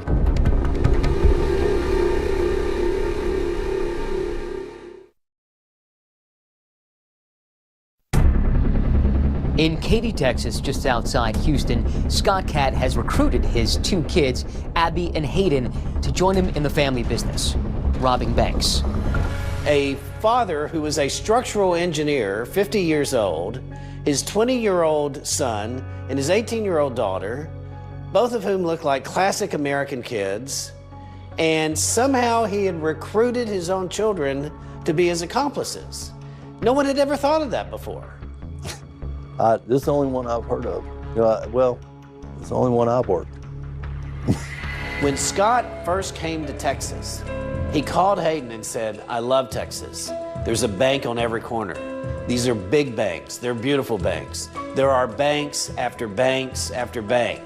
Scott will later tell a reporter that this is his way of motivating his kids. Needed to do something where they would get a reward and feel good about themselves. And so somehow, Scott thought, if I teach them how to rob banks with me, they'll feel this sense of accomplishment they can't get in high school. And for their first family outing, they choose the Comerica Bank. Picture this. A Thursday morning in August 2012, a strip mall. It's got it all. It's got the donut shop. It's got the Radio Shack. It's got the wedding dress shop. And it has a bank, a Comerica Bank, wedged in with all of the other businesses. Now, the getaway driver is Abby, and she's just recently gotten her license, barely knew how to drive stick. Now, this is something they definitely don't teach you in driver's ed. How long did it take you to drive from your house to the bank? Oh, a minute. 2 blocks away. You robbed the bank 2 blocks away from your own house. Mm-hmm. Does your dad do like a mental checklist for everybody? Like remind everybody what their jobs are gonna be? You know, like, okay, well, drop us off here, and then, you know, we're gonna walk here, and then, you know, pull around back, and you pick us up here. The doors fly open. In comes 2 armed bank robbers. They both have pistols. They're both wearing white painter's overalls. They've got white latex gloves. And they're yelling and screaming and scaring the daylights out of everybody in the bank. Give us all your money. He walked in first and said, nobody move or put your hands up, or I really don't even know. He was kind of like the muscle with the gun, and I was the money guy, making sure I got all the money. They demand money from the tellers and from the safe. Robbing somebody at gunpoint was not something I would think I would be capable of. But when I opened the door to that greed, it wasn't an issue anymore. And in fact, I was probably willing to do more than that. Were people scared? Absolutely. That's been one of the hardest things to deal with, is the look of fear on some of those people's faces. I was actually shaking so bad that the employees grabbed the bag and started throwing money in for me. The employees at the Comerica Bank also noticed that at least one of them was wearing a walkie-talkie. These employees actually heard communication coming across on that walkie-talkie. The tellers hear a female voice coming out of Scott's walkie-talkie, counting down the time. 30 seconds, 1 minute, minute 30, 2 minutes. Because at the 3-minute mark, they had to go. That was Scott's rule. That was probably like the most nerve-wracking part of it, was just like, just come out, you know, just get out of there. Because my dad kept, well, hold on. And it's like, hold on for what? What do you mean, hold on? Now, they're ready to hightail it out of there. But guess what? The back door is locked. They can't get out. And this was a very tense moment. They went to run out the back door and ran right into it because it was locked. And they have to get a teller to unlock it for them. High drama was not as carefully planned as we thought. Did you just drive right back home, the 2 blocks home? Yeah, I did. It was a stick shift, and I could barely like do the stick. You know, when you take off, you got to make sure you take off without killing it. And I was like, They walked away with $70,000, which is a huge haul in the bank robbery business. Most bank robbers are lucky to get away with $2,000 or $3,000. I assume you'd never seen so much money in one place in your life. No, it was quite overwhelming. The cash in your hand totally changed my mindset, my thinking. All it did was feed the greed. All I wanted was some more now. So you were willing to rob again? I was, yeah. Now you think that most people, after a major score like this, would lay low for a while, get off the radar, not make any extravagant purchases. That's not the Cat family. They used that money to purchase vehicles with it, and then there was some partying going on. What kind of vehicles? So, I believe they have a motorcycle, and they have a Tahoe, and they have a Ford Focus, things like that. I went and I got my nails done. I remember that. And I just drove around and did that was kind of my thing. And I definitely looked at my dad differently after that, though, that's for sure. I remember thinking, like, is this normal? Like, does everybody do this? Shopping, cars, partying, really nothing to show for it. Was there anything left over? I don't believe so. They didn't manage their money well, because 2 months later, you need to rob another bank. How long could you last with $70,000? The problem for them wasn't so much the pre-planning, it was the post-planning that was the problem for them. And are you thinking to yourself, what is happening here? It was kind of like a dream. It was kind of unreal. And soon they realized the money was gone. Within just 2 months, the Cat family is already running out of money, and they begin plotting their next heist. But this time, their luck runs out even faster than their cash. They were trying to take shots of alcohol, and they couldn't even get the alcohol down because they were so nervous. And I'm like, this is not, we need to just not. My dad very much, no, we have to. We have to. We have no money. We have to.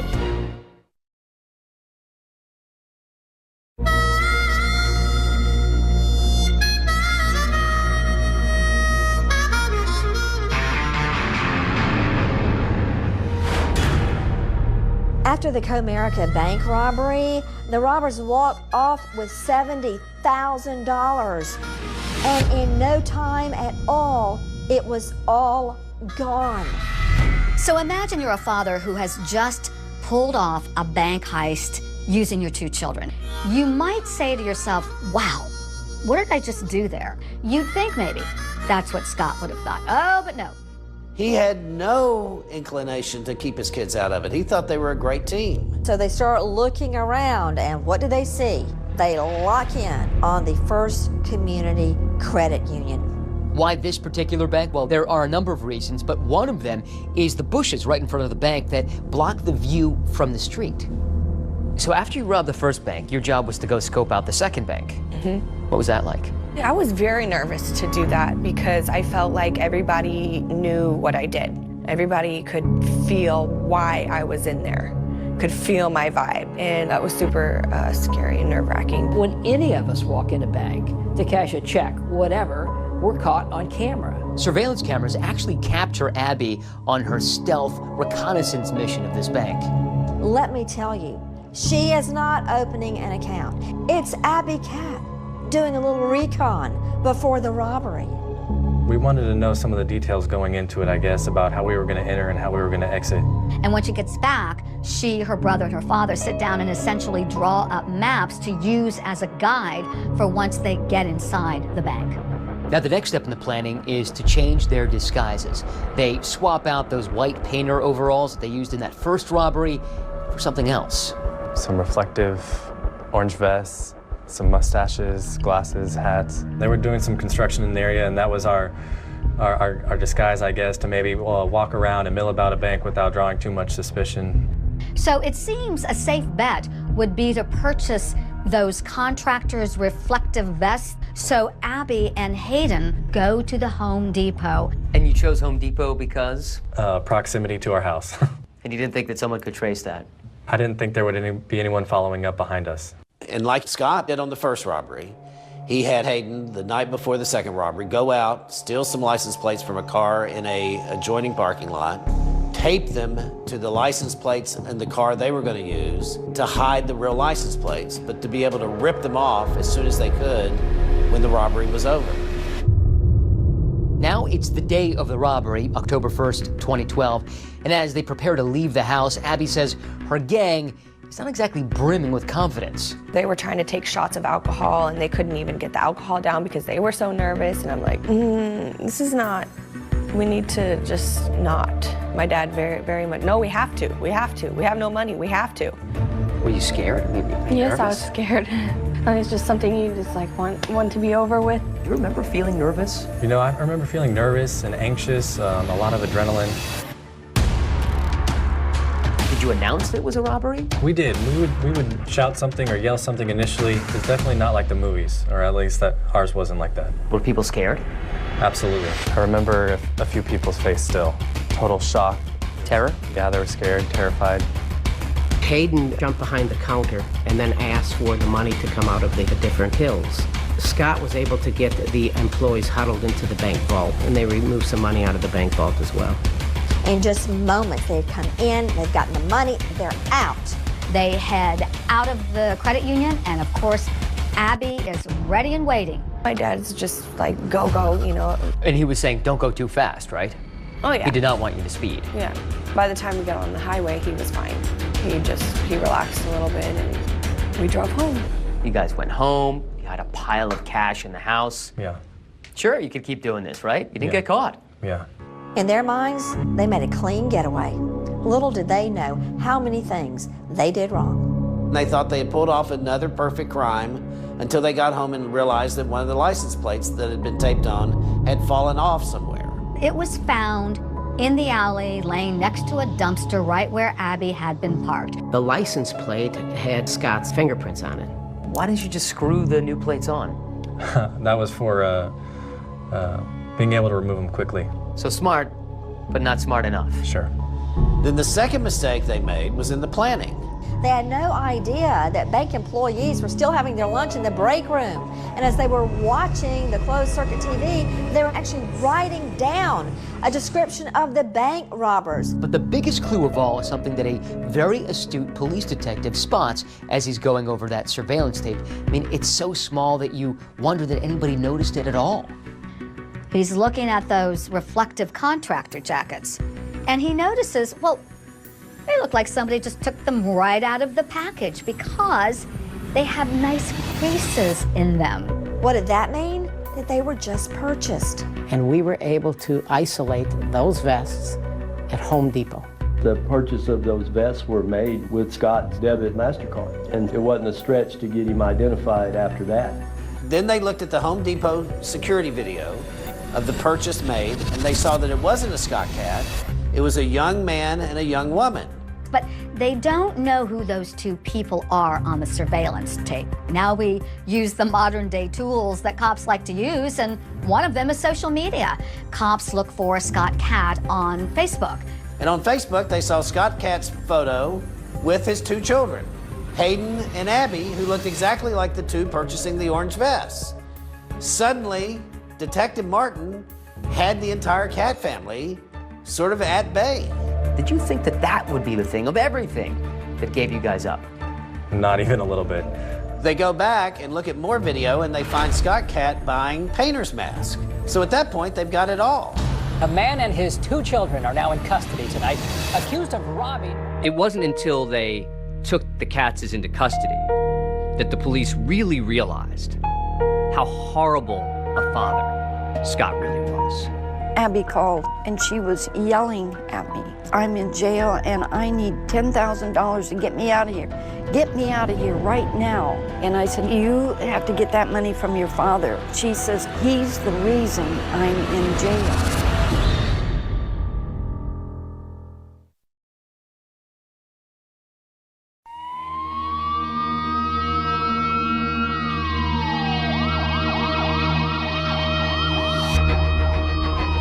Morning of November 9th, just after sunrise, members of the Sheriff's Department show up at the Katz apartment to arrest Scott, Hayden, and Abby. They have no idea that Scott and Hayden were planning to do a robbery that very day, and they were just waiting for Abby to show up in the getaway car. Shortly after that, Scott comes walking out of the apartment, and detectives were able to take him into custody. It's been about a month since the first community bank heist. They say you're being arrested for bank robbery. And Scott looks at the cops and says, which one? We then went inside the apartment, arrested Hayden without incident. And all of a sudden, our door gets kicked in, and you're surrounded by police officers, guns, weapons. My world came crashing down at that point. What a wild story this is. A 50-year-old Scott Katz behind bars awaiting trial. What is it like to see your son associated with that? Horrible. How can I wrap my brain around this? It was so unbelievable, and all I could think of was I was glad their mother was gone so that she didn't have to see this. The police get a search warrant and they go to their residence, and they were absolutely shocked based on what they found. We found some bank straps. A bank strap is a little paper strap that wraps around a certain quantity of money. Apparently, they just would pull cash out of those bank straps, and when the cash was gone, they didn't throw the bank straps away. They find no cash. $100,000? There's nothing, no cash. Incredibly, they also found a crumpled sheet of paper, which was the script that Scott had written out for Hayden to say when he came into the bank robberies. It says, this is a bank robbery. All we want is the money, 20s, 50s, 100s. No alarms, die packs, or GPS. Or you, family, and coworkers will be hurt. But now, as they're bringing Scott and Hayden in for questioning, they want them to be able to help them answer the biggest mystery of all. Why would Scott enlist his own kids to rob banks with him? you're gonna figure out, I'm gonna be forthright, okay? I'm gonna be forthright. We began talking with Scott in such a way where we were just having a conversation with him. Was there some things that you did without the kids and then that led up and then the kids got involved? I'll give you the whole thing, I swear. I'll give you the whole thing. How much did he tell the officers? He spilled the beans. He waived his right to counsel, and he just told investigators exactly what happened. I always thought that a bank was federally insured. I thought that if there is a bank robbery, we're told to just give the money and get the guy out of there. So in my mind, I thought, that's kind of, easy pickings. I guess in my mind, I thought that it was, no victims. Yeah. It seems Scott didn't recognize the legal magnitude of bank robbery. This was all kind of casual. Aggravated robbery in the state of Texas is a big deal. God, help me understand, how did you broach this topic with the kids? Well, I think you have to go way back to the very beginning when their mother passed away. You gotta understand it was just the three of us, and kind of segregated us, kind of made it so that he really couldn't get close to us. He had manipulated them to think he was the only person that could take care of them, and they would do anything for him. Going through that kind of very segregated kind of grieving puts them more at risk to future manipulations from that individual who now controls them psychologically, physically, financially. Tell me how that first time went down. You sat them around the dinner table and said, let's go rob a bank, or? I guess it wasn't around the dinner table, but it was, it was a little Friday night gathering, just sitting around watching movies or something. I really don't remember the details of all that. I mean, how it happened, but. Scott's own words were that he was completely responsible for manipulating his children. It was all my manipulation of the two of them and her. I mean, I did this whole spiel about, how easy it was going to be and how we didn't have to worry about it. These poor kids need him so badly that they choose wrong instead of right, not so much because they're evildoers, but because they loved their father. And he took advantage of that unconditional love. He doesn't know anything about unconditional love. He loves Scott Catt. Scott was the first one that we interviewed. And then we interviewed Hayden. Okay, Hayden, before we start. When Hayden's initially approached by law enforcement, he said he didn't want to talk to them. And have you talked to your father? Yeah. Okay. And then did your father give you any advice? Just to cooperate. But after having a conversation with his father, Scott, he then decided to tell them the truth. It's a great example of how much control Scott has over Hayden. Is anybody forcing you to do this? No. You doing this on your own? Yes.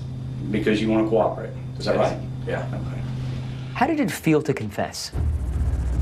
To be honest with you, I was still full of some pride. I was still full of some arrogance. Oh, so you felt good about it because you were bragging? Yeah. Not surprising he feels that way. Remember, Scott told him bank robbing would boost his self-esteem. So he approaches you about this, and then tell me, how did it progress from there? Well, I was scared. I was really scared at first. It's so heartbreaking when you think about it. The point here is that Hayden does what Daddy says. He definitely, as far as like what to look for in a bank, he, told me, what to look for and stuff. Fear was our biggest tool, I think. Okay. So y'all would have to use fear? It would help y'all? Yeah. I mean, that's all I needed. But one of them, there was a girl that was, she thought she was gonna die, and, we felt bad about that. Like, no, honey, we're just here for the money. You can see this in that grainy surveillance video, the absolute horror and terror that's all over their faces. You can only imagine what kind of fear they must have felt. You may think that Scott Catt manipulated and used his own children to rob banks, but it doesn't end there. Scott confessed, Hayden confessed, and then Abby was brought into the interrogation room. He's always been there for me. He's been the only person that I have, so So it was just like, okay, almost, you know. If you thought a parent manipulating their children into robbing banks was bad, well, wait till you see what happens now that they've been caught.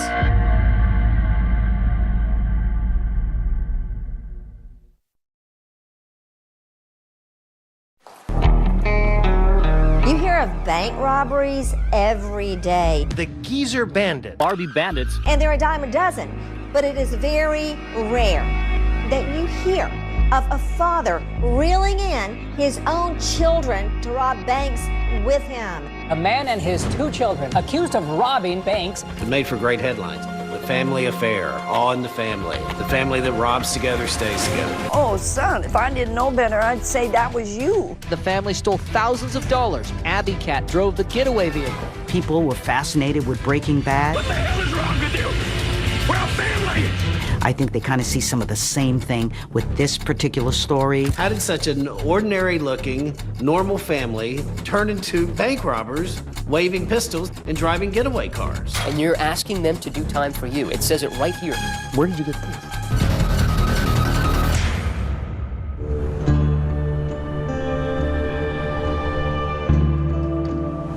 I talked myself into robbing banks. I'll just rob banks. Probably better at that anyway. Investigators were very pleased, obviously, when Scott started talking about the robberies in Texas, but they were totally taken back when he started talking about robberies in another state. Now, detectives have those bank straps they found on the floor of Scott's apartment, and some of them come from Oregon. So now detectives are suspicious that, well, maybe Scott robbed banks there too. Okay, I'm just trying to think about the first one. We had a big chalkboard in there, and he was writing on this chalkboard. First Federal Savings and Loan. Bank robbery 1 in Oregon. Number 2 was another one. It was in McMinnville. Bank robbery 2. 3 was in Portland. Wow. Why would he volunteer that? I don't know. Maybe he had a guilty heart. I think that's all about that it's going to help him. In his mind, he's going to come clean and he's going to end up with less of a sentence. And in that one, same thing, some sort of cover with a painter's mask, a hat, and sunglasses. The painter's mask thing is pretty consistent. It was with me because of my goatee. Not only is he confessing to the crimes that they're aware of, but he's now confessing to others that they didn't even know about. Starting off, believe it or not, in the same bank where Scott Katz's dad retired. The newspaper printed a classic grainy photo of the robber standing in front of the teller. And Scott's mother saw it in the newspaper. And I said, oh, son, if I didn't know better, I'd say that was you.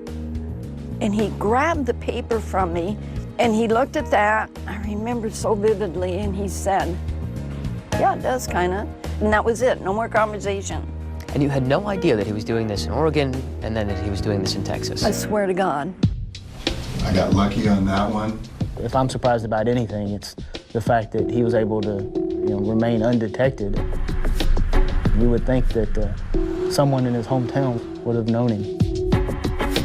These first 5 were in Oregon. How many of those did either Hayden or Abby know about? None. And now Abby's about to learn everything also. Scott Cat leaves the interrogation room, and the next person in is Abby. She's also under arrest, and the first thing she sees in that interrogation room is this whiteboard with the list of all the banks that her father robbed in Oregon. You looking at the board? Yeah. I saw on the whiteboard that he had wrote out some things, but I'm sure it was more than that. It struck her, the enormity of what her father had done and what he had persuaded her to be a part of. You know, he's always been there for me. He's been the only person that I have, so it was just like, okay, almost, you know? And even then, she says to the investigators, he's my dad, and I love him. I mean, how's your dad? Is he I didn't know him until today. I mean, is he a pretty good guy other than what he got mixed up in here? Yes. Good father? Mm-hmm. So, I mean, a pretty normal and happy childhood? Normal, everyday kind of family, I guess.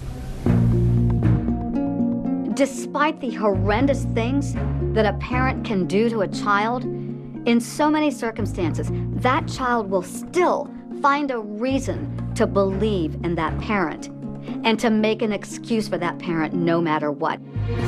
I've trusted it my whole life, and I continued on to do so. In the position that I was put in, it was more like, well, I have to do it to protect my family. That if you didn't help them, then they would do it themselves and get arrested. Exactly. If there is a victim in a group of bad guys, she would be a victim. He didn't approach her initially. He used Hayden to convince Abby to going along with the plan to rob banks. What exactly did they ask you to do to help? Just drive. Okay. Drive. When you say drive, I mean like getaway drive. The getaway car? Yeah. Did they ask you to do anything else? No, never, not once. She's being made to believe, it's nothing, you're just driving the car, kiddo. He just said it. I mean, we need a getaway driver to drive. Because we're gonna rob a bank. Yeah. But what anyone knows who follows crime and justice is that you can just be the passenger in a getaway car and still be equally responsible to anyone who's inside that bank. Did it seem like Abby was comfortable in her role as getaway driver? Absolutely not.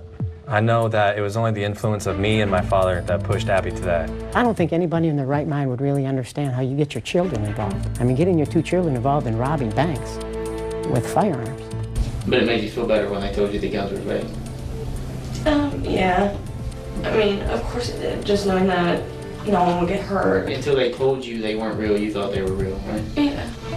Did you ever think that your dad would get hurt, or Hayden would get hurt, or they might hurt someone during this? Honestly, no. No, I don't think they would hurt anyone, and I don't think anyone would hurt them, but that's not true. But it shouldn't come as a big surprise for you that you're going to have some legal consequences. No, it's not. No, I know. I understand that. Now, both of these kids are facing big trouble and big prison sentences.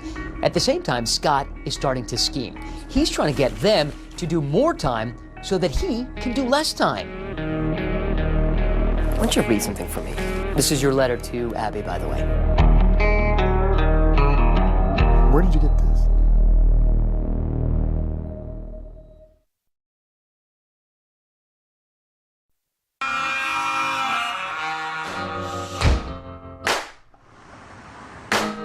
Now, they're only indicted for their second robbery in Texas, that heist at the First Community Credit Union. How many sins must I confess? And they're facing 5 to 99 years in prison. Texas, like most states, has an accomplice liability law. If you intended to be part of the robbery, you can be charged with the exact same crime as the person who was at the center of it. Now, these are kids from a middle-class family, and now they're in this Texas jail. Hayden and Abby's lives are already completely changed. I never thought about jail or any of the repercussions from walking into the bank. This has been life-shattering for me. And I feel like now I've lost my mom, and now I've lost my dad, because most parents don't do that, so. No, parents are supposed to keep you away from trouble. Yeah, that's hard to deal with, to grasp onto.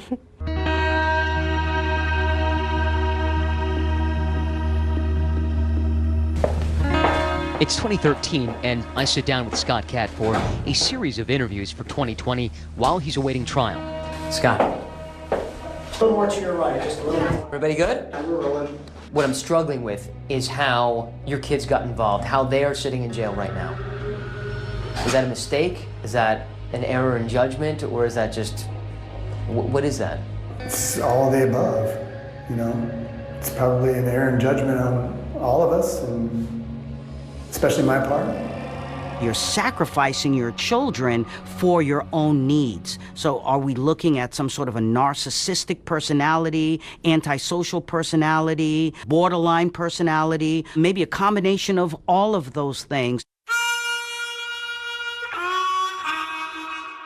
When I went to interview them, Scott said I would only rob banks for my family. He wants you to believe that everything he does is in the interest of the entire family unit. That is really a bunch of baloney. This was in his blood. This guy possesses an addict's brain and a sociopath's soul. What would your mother have said about all of this? It probably never would have happened if my mother was here. What would Beth say, your first wife? What would she say about you dragging your kids into, as you said, your sex? I can't even imagine. Can't even imagine. I'm really ashamed.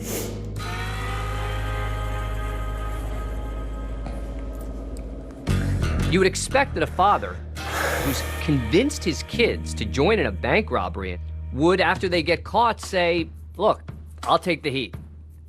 And that's how he starts. If you were offered a deal where you had to spend 25, 30, 40 years in prison in exchange for both of your kids going free, would you take it? For them going free? Absolutely. What about life in prison? Sure. But as time goes on, he starts talking to them about what they can do to help him. And even though all three of them are locked up in the Fort Bend County Jail, they're all in separate cell blocks, and the only way they can communicate is by handwritten letters. Now, at this point, Abby's lawyer gives us letters that Scott sent his kids. Now, apparently, he was trying to encourage his kids to do hard time so that he can do less of it. A month later, hey Scott, how are you? I speak to Scott again. This time, I'm allowed to be face-to-face. Let's go. All right, rolling. Why don't you read something for me? This is your letter to Abby, by the way. Where did you get this? You wrote this to Abby. As long as you, Abby, are ready to do some time, I think it will better my chances, I hope.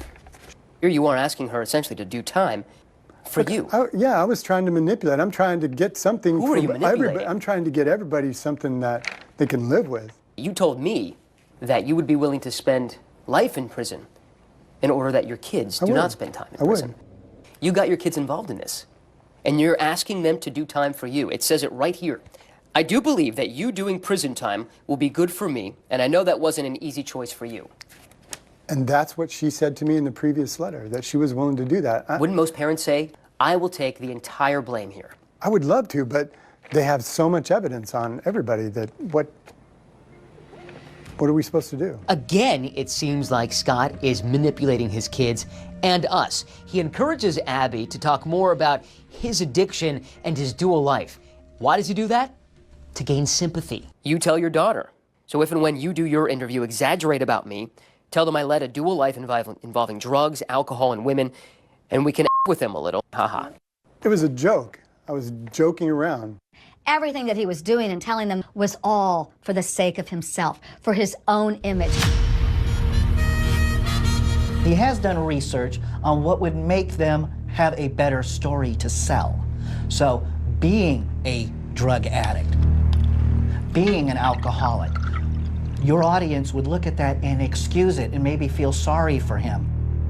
You clearly told your kids to manipulate us, just like you were manipulating them. I wanted to get some sort of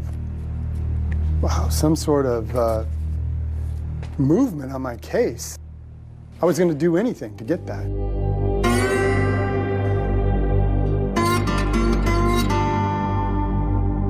I'm just so angry about what this dad did to his children. Angry as I am at Scott Tapp, there was a moment I broke down in tears. And that is when, against all the rules, the sheriff allowed Hayden and Abby to see each other.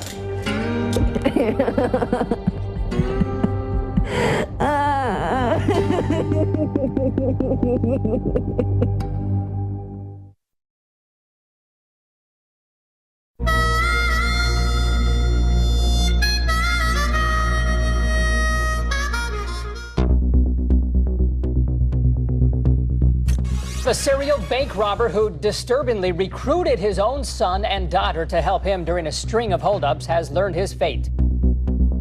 Scott would have almost certainly been convicted at trial. He was facing up to 99 years. He would have been convicted on all counts and got a maximum sentence. He did a very smart thing, taking a plea deal. How do you plead to the offense?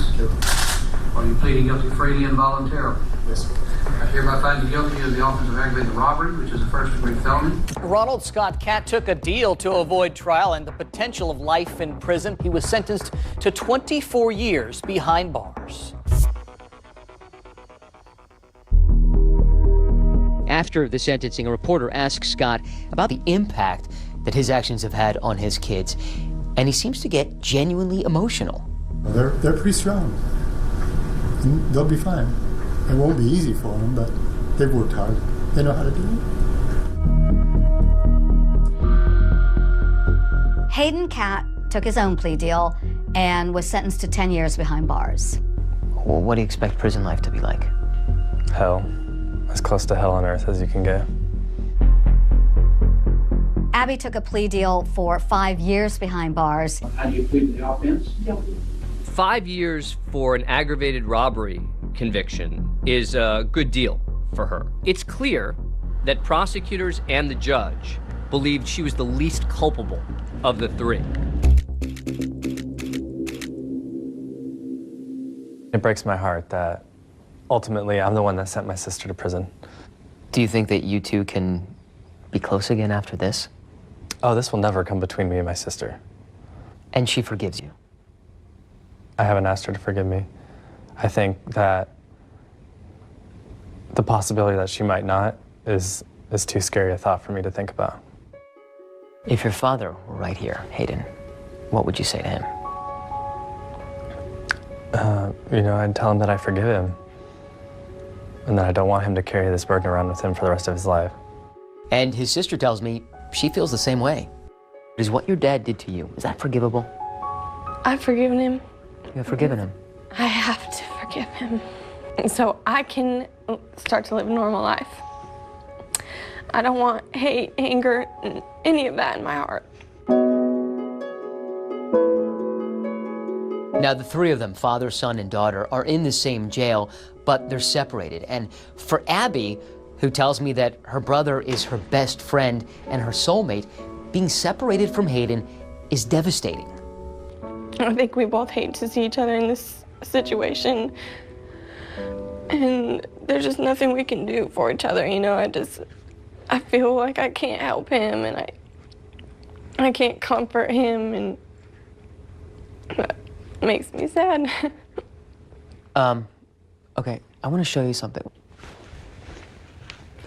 So as we're sitting there interviewing Abby, we've got a surprise for her.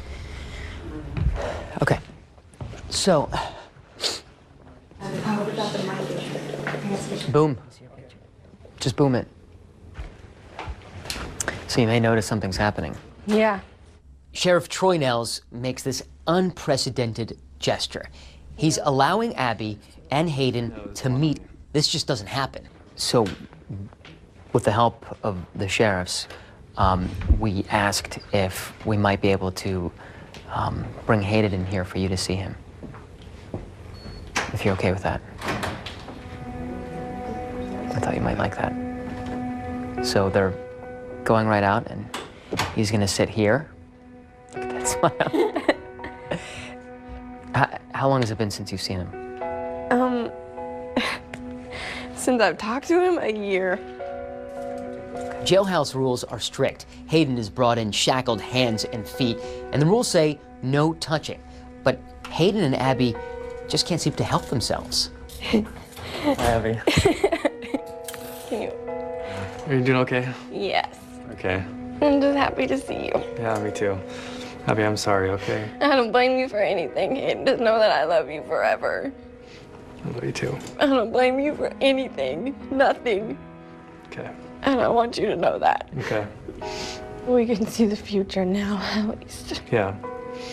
And it's gonna be okay. Yeah. And we'll get to be normal brother and sister again. Right. I love you. I love you too. Can I give him a hug? No, I can't hug you. No? No. It's gonna be a long time until I see you. I know. I'm glad. I know I can take care of myself, so I just worry about you, Abby. I'm fine. Okay. And then we get the sign from the sheriff. They can hug. If you guys want to give each other a hug, the sheriff says it's okay. Really? Oh,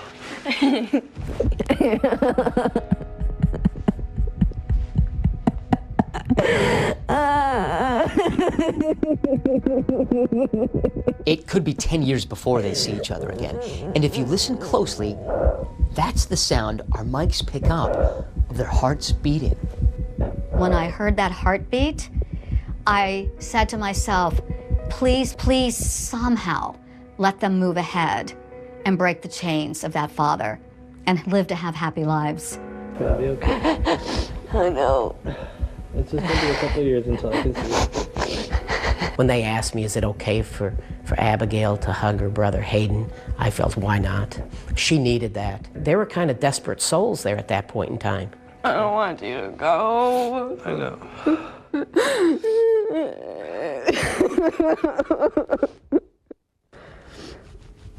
Thank you for the hug. I needed it. I know.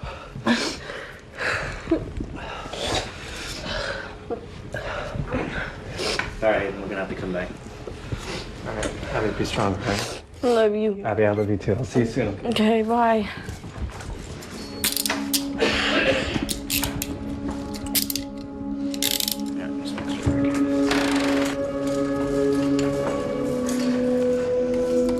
Allowing them to touch and hug that way, I felt was in many ways the beginning of some sort of a healing. There is a life thread between those two kids and even between the two kids and their father still.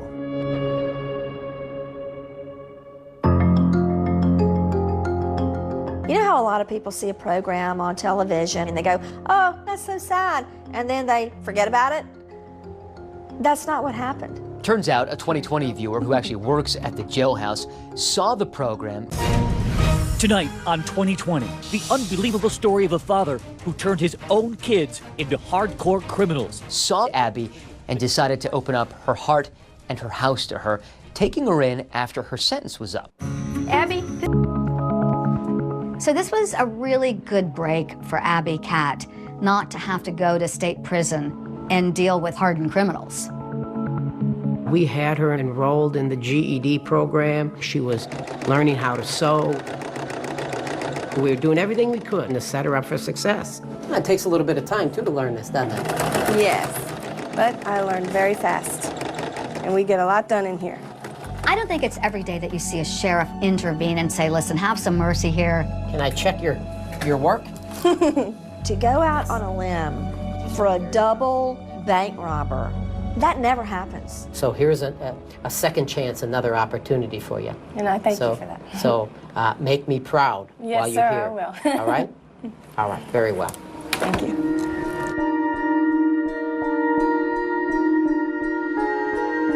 I've been here for just over 2.5 years. Since the last time you saw me, a lot has changed. Emotionally, I'm doing a little bit better. And I have become a better and stronger person in here. Abby apparently had no visitors while she was in jail. But her aunt and grandmother traveled from Oregon to the jail in Texas to visit Abby, and that's the first time they have seen her in 3 years. It was so emotional seeing Abby. Look at you. I had so much hope for her, and all I could do was just give her a big hug and tell her how much we loved her. Oh, I love you. But this visit is also a cause for celebration because Abby learns that she got parole, and that means she's going to be released in just a few months.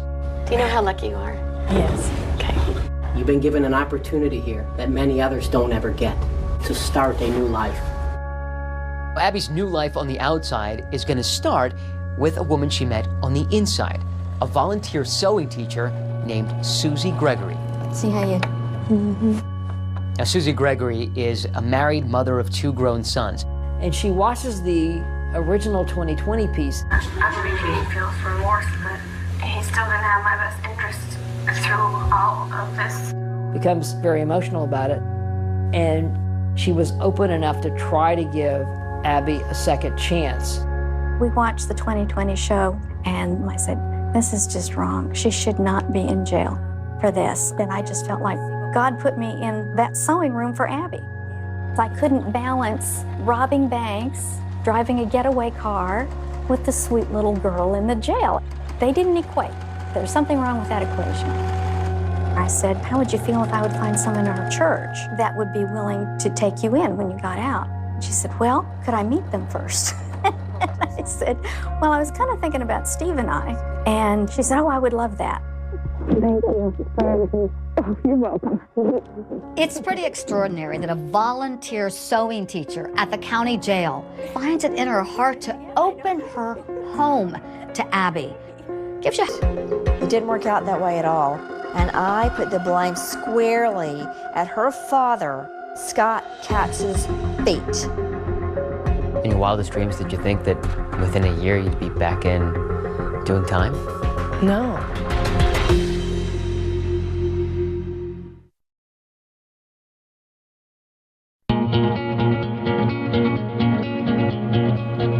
It's been years since I've last seen Abby, and the last time we saw her, we thought that things were looking up. Well, it didn't turn out that way.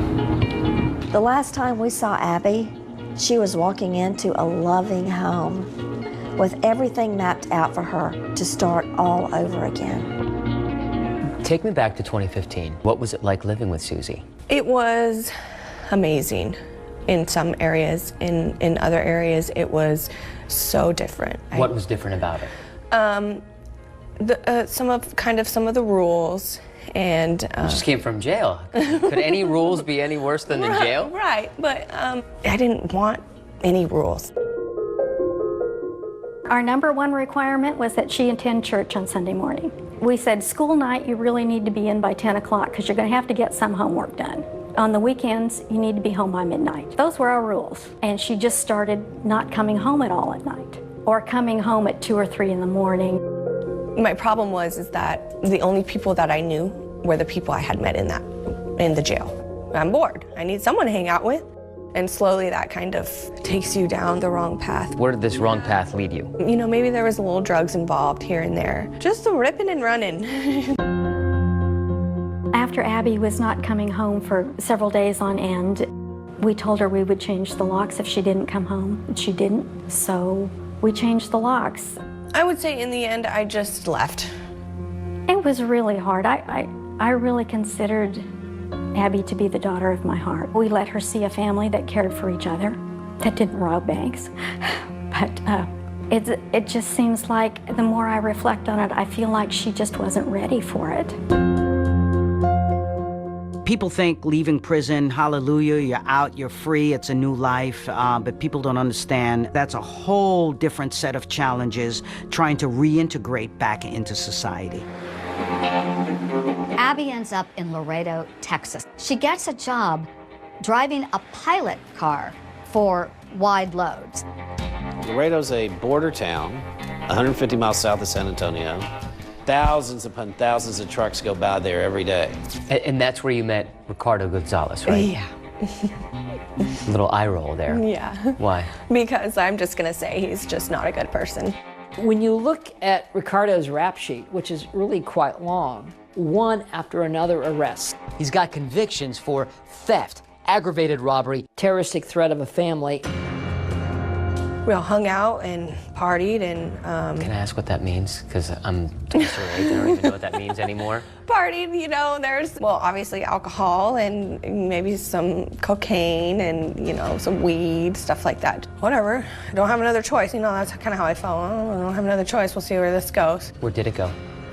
Jail. It's 1:30 a.m. in August 2016, and Abby goes with Ricardo Gonzalez to a Stripes gas station in Laredo. I was high, passed out. I had parked at the Stripes while he was going to put gas in the car, and I ended up falling asleep right away. What happens? Next thing, I was woken up by the police knocking on my window. Pulled me out of the car and onto the ground and handcuffed me. So they say, do you realize that he's over here robbing people in the store? And I said, no, I didn't realize that. I'm sorry. She ends up in the car with a guy who allegedly holds somebody at gunpoint. Well, that's clearly a parole violation. Clearly, she's back in trouble again. Come on. Wow. Deja vu. All over again. Ricardo pleads not guilty to aggravated robbery, and his trial is scheduled this fall.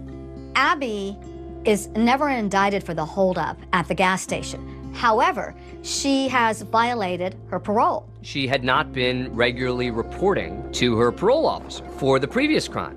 And she gets held in this jail for over a year. When you're sitting in that jail in Laredo, did you think about Sheriff Nels? And you had promised him that you'd stay on track. Of course. Didn't that go through your mind? Of course. And not just him, but everybody that was involved. And myself, too. I was disappointed in myself just as much as everybody else was disappointed in me. But it's always better to be in jail than it is to be dead. Did you ever think growing up that that's the kind of thing that you would say to yourself in your head? It's better to be in jail than being dead? Oh, no. I would always say I would never go to jail. What happened was reality. It's not an easy fix. Going back to a behavior that is inappropriate is really just part of the long healing process. The person who has set all of this in motion, Scott Catt, declined to do another interview with us. But Abby says that she has visited him in prison and still forgives him. I think sometimes I blame myself more than him. But he invited you to go on a bank heist. I know he loves me. I know he loves me as his daughter. So it's hard sometimes to really get what happened. How often do you think about your brother? Every day. Every day. Yeah. Both of them every day. I'm definitely waiting on them to get out. If you could send a message to Hayden, what would you say? I love you. Anything else? No, just I love you. Waiting on him to come home, for sure. Waiting on Hayden to come home. I just want him to be okay when he gets out, because I know how hard it was for me. I just worry about him, because he's really got to be strong when he gets out. He has no idea. He has to be so strong. Life out here is just different from in there.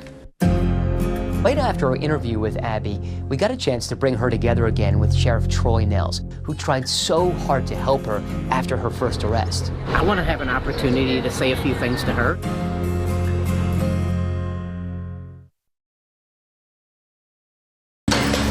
Hayden. Hey. Hey, how are you? Good. How you doing? Good. You're looking good. Thank you. Very tan. Been working outside. Feel good. How's things? Great, actually. Really? Yes, sir. I mean, last time we spoke, about almost 6 years ago, you said that you expected prison to be as close to hell on earth as anything you can imagine. Yeah. Doesn't seem like it's been that. Not at all. I came in here very lost, very broken. In here, I found a piece that was missing. I found a faith in Christ. I feel more free and I feel more alive in here than I did out in the world. And I see now that I was basically the walking dead out there. You know, in many ways, your father was with you but abandoned you. Still, the last time we spoke, you were pretty forgiving of him. Do you feel the same way now? I do. You know, I think that he did the best job with me and Abby that he could. He lost his way, that's for sure. Have you been in contact with him? Usually every week, through our letters. What do you talk about? I think that he's found the same faith and redemption that I have here as well. Do you really think he's changed? I do. What about Abby? Have you kept up with your sister? You know, I don't hear from Abby as much as I would like to, but I love her so much. And I can't wait to show her what these 6 years have meant to me. Do you think that Abby can turn her life around? Absolutely. The best thing that we have right now is we're both young and we've learned huge life-shattering lessons at a young age. I really feel like it's put us ahead of our peers. You feel like you're ahead of your peers? Absolutely. So in the next 3 years, I'll be going home and I can't wait for it. I'm gonna attack life with everything I got. As for Abby's future, there's big news in her life. She's now 25 years old and she went to work in a fish processing plant. There, she met her now boyfriend, Trenzel, and they're now expecting a baby.